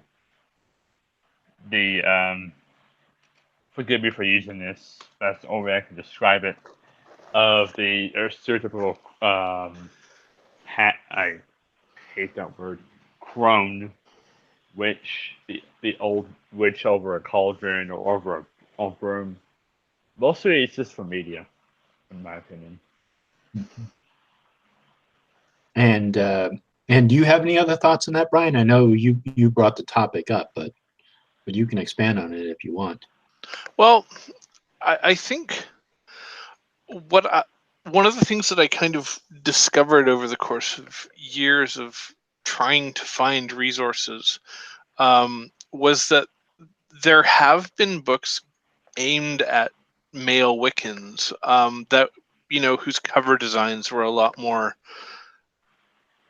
masculine looking, but a lot of those books went out of print rather quickly. AJ Drew had a few that were done up in I think the 90s, and they were very masculine looking, so that someone who is curious about Wicca, who might be a teenage guy or whatever, looking at the shelf, because there was Scott Cunningham's book, and there was Ray Buckland's Big Blue Book, which in that era had pink and white lines on the pentacle and the cover and all that stuff, rather than the silver that it has now. And then AJ Drew's book, which you never saw really in bookstores. I think a lot of guys would have steered away from those kind of more feminine looking books with the pastel colors and that sort of thing. But what I discovered over time was that, it really is about harmonizing the masculine and feminine, right? And it's in every Wicca 101 book, but I think that's kind of the image that you kind of have to present more ardently to a growing audience. If you want to aim at a male audience, you want to aim at the personal growth aspect. That's why I think Robert Bly's Iron John book did so well for so long, was because it was a very masculine cover that dealt with very soft and emotional and kind of quote feminine elements, but presented them in the same way, in a masculine friendly sort of approach. And I think if more authors were willing to do that for Wicca and other pagan paths, then there might be a stronger male population among them. And are you done? Yeah. Okay. Yeah. All right. And what about you, Annas? What are your thoughts? Oh, I think I put him out there pretty good already. Oh, okay. All right. You don't want to expand on it? Well, I knew you had more to say, Animus. I just knew it. The gender thing, I think, has a lot more to do with just the evolution of societies than anything else. Whenever there's a new religion starting up, it tends to be very welcoming to women, regardless of its a history or its original thing, because everybody wants to have a blend of people in their new religion. And since women tend to be treated badly by older religions, at least in the last couple thousand years, every time a new religion starts up, they're all about women empowerment. Even Mormonism, which now has a bad reputation in how it deals with women's roles, or how the fundamentalists do. The reason that Christianity, even Islam, believe it or not, you know, and later denominations and even in modern versions like Mormonism, draw a lot of female converts because they're nicer to them than the general run of society has been. And so that just happens because that's what happens when new religions come out. They say, hey, by the way, we're not going to be as big of an asshole to you as these other guys. And then over time, as society evolves and their dogma doesn't evolve to match, then they end up being the ones who are considered assholes to women. And then the next religion pops out and is less of an asshole to women. You know, if you go back, like you were talking about, if you go back to the roots of traditional cultures, magical practitioners were male, female, whatever. If you go all the way back to shamans, and we'll bang you over the head with this, you know, it doesn't, your gender doesn't matter. We're dealing with nature as a whole, and nature can't afford to ignore the talents of half of the population. So if you go back to, and certain cultures have their own things, there were all female classes of basically witches or wizards in Norse culture called the Cedar. And they were like the head woman of the town, and they had a staff of office. They did official things in holidays and funerals, and they were a big deal. And they were basically matriarchs. And that was actually exclusive to women in that case. But if you look at the general run of old European magical practitioners, the world spinners, and you know, sort of the proto witches, they were whichever gender they were, and they were revered for their wisdom. So I think since, you know, I hate to use the word neo-paganism, but since modern paganism and witchcraft is kind of a resurgent thing, that it was natural for it to be very women-centric for a while, because those people had been bottled up for the whole, you know, colonial era, the whole medieval era. And so I think it'll play out. I think it'll play out the way it should in the long run. So, you know, it's just a matter of generations going by. When pagan parents are raising their pagan children, they won't have these vicious gender roles, you know, hanging over them. They'll be able to find their own place in society. And I think that's a good thing, but it takes a while to balance out. So that's where I am with it. Yeah. Yeah. And it's interesting that you brought that topic up, Brian, because that was actually what I was thinking of when I created this, when I created the title for this of acceptance and tolerance. I think I run into a lot of witches who are very female centered, meaning that they focus on the goddess, and they're usually female witches, and they focus on the goddess, and they kind of neglect the god a little bit, which is, I understand it. It's kind of like if a society has kind of like a general ebb and flow to it. So you can see how, the Catholic Church, the Christian Church, the idea of God and only males can become priests, and so women were excluded from that. Now they're being included in, but for the most part, back in like the 60s and 70s, they were excluded from it. And so I think when paganism and witchcraft became popular, I think women felt empowered by it because they could become the high priestess of the group, or it was more accepting of them, and they felt like it was now a religion that was accepting them for who they are, And I don't see anything wrong with that, but I think it's dangerous to have the pendulum. I'm using a metaphor, obviously, having the pendulum go too far to the other side. And I think that's why it's very important, especially for my personal practice, to have the male archetype and the female archetype, because it's an understanding of the balance. And you can look at the male and the female in various aspects of our society, aspects of our life. There's creation, there's destruction, there's life, and there's death. I mean, there's so many balances that we experience in throughout our lives, and it's important to understand how males are just as important as females, and females are just as important as males, and there's aspects of ourselves and in that, and even in a lot of the some of the statues that they found in Gaul, you know, again, going back to the Proto-Indo-European peoples, especially the Gauls and the Celts, they had couples. They would have like a little statue, and there would be the matron and the patron, and that's how a lot of them worshipped. And I think that modern day pagans and modern day witches need to accept both of those aspects of themselves, and also in our society of male and female. You know, males nowadays, we don't go out and hunt, and we don't really have to protect our tribe from being invaded. We don't really have to go through rigorous rituals that are going to teach us how to endure pain and how to get through things. We don't need those anymore. We go to Safeway, we buy our meat. You know, if somebody harasses us, we call the police, or, you know, or deal with it ourselves. But we don't really have to. A lot of the quote unquote male functions are kind of, I think that it's been growing kind of obscure, you know, ever since maybe after World War II.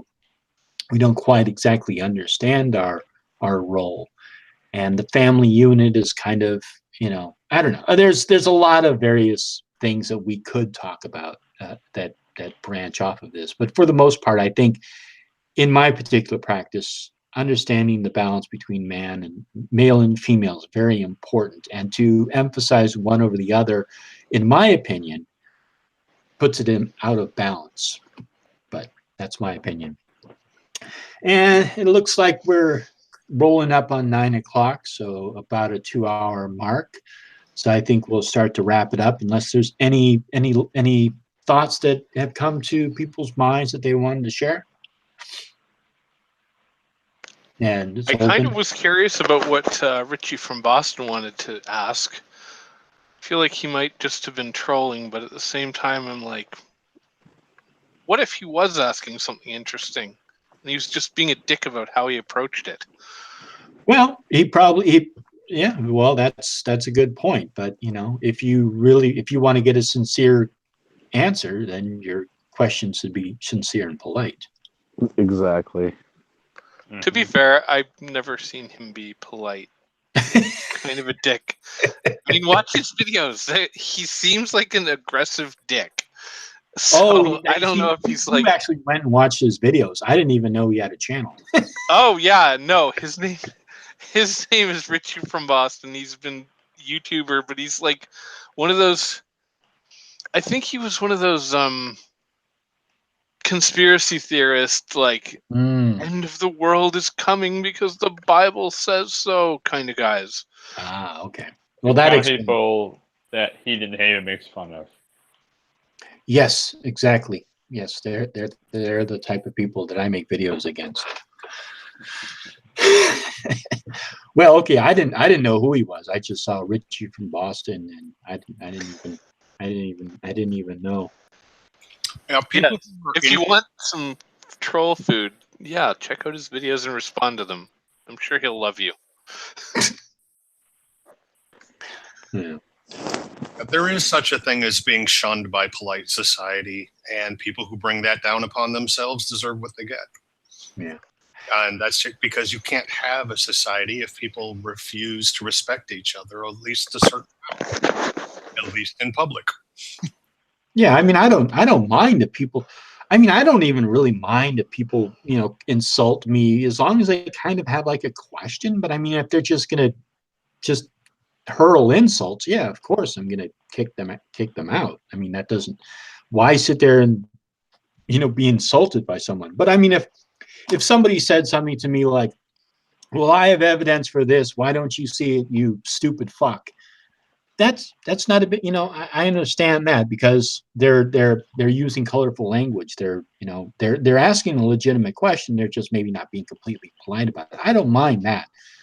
But, you know, I figured, you know, I mean, I made Loki and Matt a moderator. I figure they can, you know, they can deal with that. If they think he's being a jerk, they can time him out. But yeah, I mean, if people have a legitimate question and they're relatively polite about it, I'm more than happy to either invite them on or answer the question. You know, even that guy last week I invited on, not last week, just a couple of days ago. I invited him on, even though he made absolutely no sense whatsoever. You've also done that. You've also done that in the past too. Like you did that a lot last year. I remember with people coming into the live streams chat and challenging, your arguments or whatever, and you were like, "Well, here's a link. Come on, let's talk about this." Exactly. I've done it. I think Dorian did it once. With the Sniper Boy, right? Yeah, that's what it was. Sniper Boy. That was fun. Yeah. I don't see him around much anymore. I mean, I think he learned his lesson. Yeah. I mean, and also all the people I do video responses to, I've invited them onto the channel. Like if they wanted to talk or give their side, I've always given them the opportunity to speak their side of the story. I do that all the time. I offer to have dialogues with a lot of the YouTubers who criticize paganism without actually understanding it, or who offer commentaries on this or that book or movie or whatever that depicts pagans in a certain way. And I'm like, well, what's the point of criticizing if you don't know anything about it? I'm a longtime pagan. I'm willing to come on your channel and talk to you live about your concerns or whatever and address them from whatever perspective you feel I need to. But none of them ever takes up on that because of that weird imagined war of the fundamentalists on every pagan. You mean this spiritual war that's been going on for however long that we apparently aren't involved in? Yeah, the one-sided war where they're shooting at, or they're tilting windmills, It's like, well, come on now. You guys think you're at war, but you won't talk to the people you think you're fighting. Yeah, I think that's the funniest thing too. They talk about the spiritual war. I'm like, what war? I don't Shaking My Head Productions and Call for an Uprising is one of my favorites as far as that goes. Call for It's just like, oh my god, everything's a conspiracy, and I'm like, is it? I mean, give examples of anything you've said. I find it funny how they say the government is a conspiracy, yet they most likely will bow down to Trump. Right. So well, Trump's one of the. He's not part of that quote unquote deep state, so that's why. Trump. Yeah, he's too out there. Ball out. He's addicted to Twitter, as someone commented earlier in a video. I was like, really? Is he though?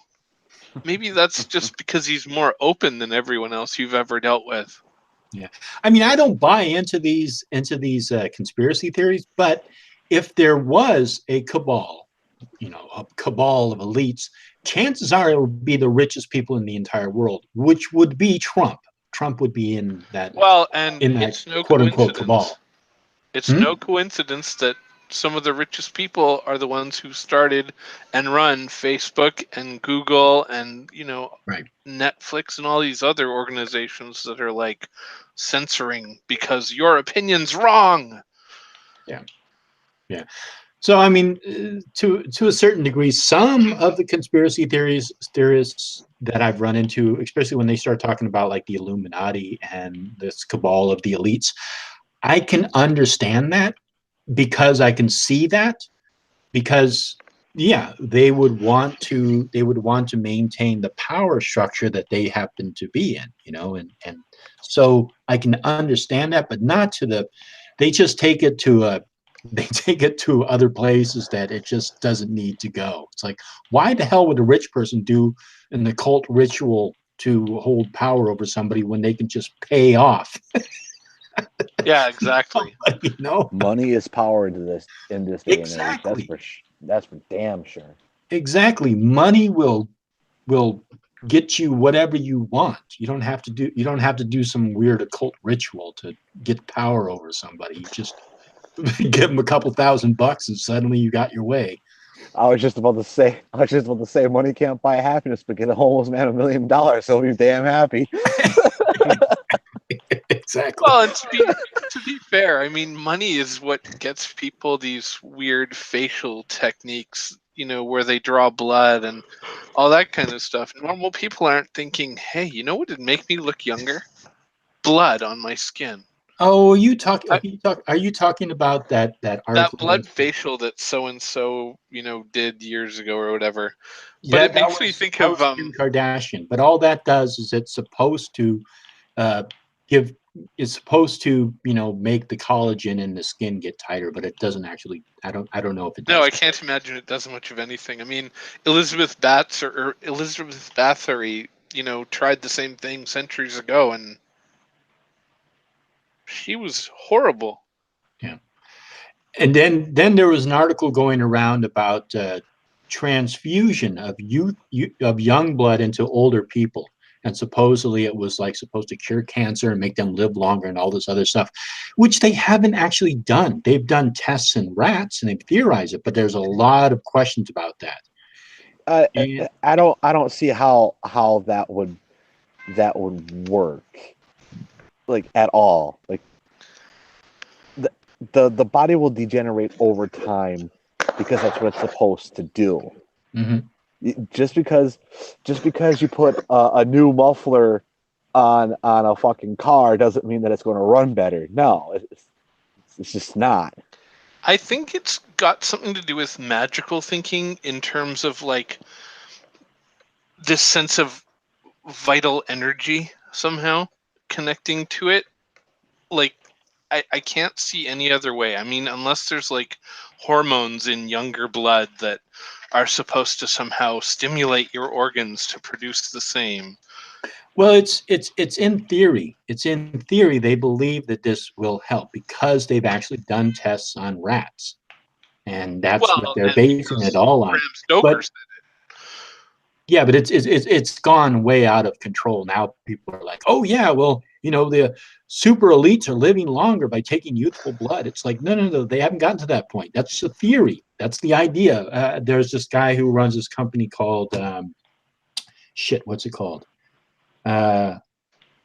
It's anyhow this company, and they're the ones who are like leading the research on this, and they've done tests on rats and stuff like that.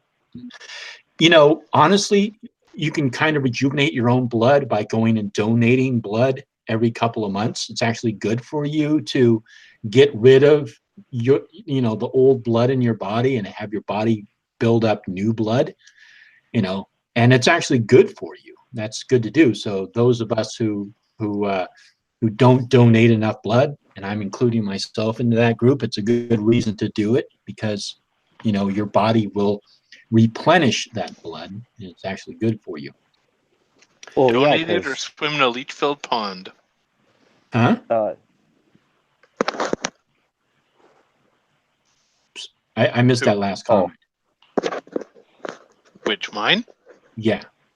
I said donate it or swim in a leech-filled pond. And then, Matt, were you going to say something? Yeah, like what you were saying with donating. I mean, the body replenishes its blood supply. What is it, like every 7 years or some shit like that? Some arbitrary number. No, I didn't know that. But I can see where you're coming from on that. Like, yeah, if you get rid of blood, well, your body needs to make new blood to, compensate for that. So, that actually makes perfect sense. Is, yeah, go donate. Not only are you helping other people, but you're also going to be helping yourself out. Mm-hmm. Maybe that's the way traditional European cultures work too. Send the guys off to war and their blood will be all fresh and new and they'll feel great when they get back. Well, that just happens when you're out, when you're out working in the fields or whatever. You just you cut yourself and stuff like that happens. So nowadays we don't bleed as much as we used to. Women, obviously, they bleed all the time. They bleed once every month at least. But men, unless you work in an industry where you're always cutting yourself, you really don't you don't bleed that much, and so your blood just kind of like stays in your body, and it's kind of like old blood. You kind of do need to get rid of it every so often. And that's why we become But, insufferable. Yeah. So, all right. What'd you say? And that's why we become insufferable as we age. We're not getting rid of our blood as fast. Exactly. So, all right. Well, I'm going to wrap this up. So, thank you all for showing up and chatting with me. I really appreciate it. And then we'll go down the line and give a shout out to your channel, because I know Mad, you have a channel. So, give a shout out to your channel. Yep. So again, Mad Witch, the Pissed Off Pagan is my channel. If you guys seen that little green guy, that's how you recognize him. I also have a Twitter account as well, at MadWitchYT, all one word, all lowercase. Follow me on that, and I do live streams now that I'm camping out.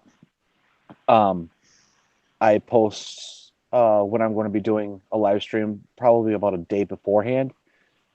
So come on by, drop some comments in the comment sections, ask me questions. I'll answer them as comfortably as possible.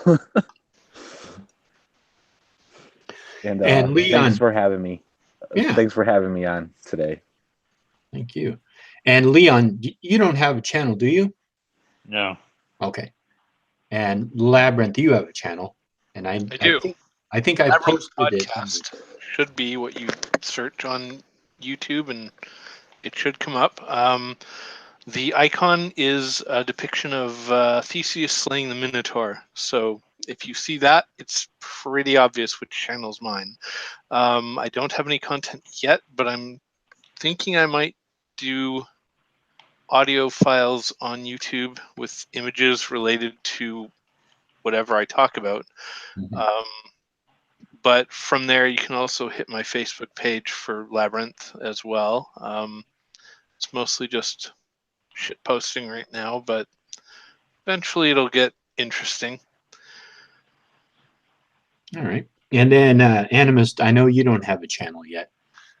Or you have a channel, but you don't really have anything on it, right? Yeah, I don't have any content yet. Hoping to start making some next year. Have no idea what I'll put in there. I'm trying to think. I do have some playlists on my channel that should be public. And I sort of collect a lot of pagan, naturalistic, scientific, esoteric videos and songs and stuff from practitioners from around the world on there. So people could go and kind of just check out my playlist and see if there's anything cool in there that they, from other channels. So that's about the extent of it right now. Yeah, that's a good idea.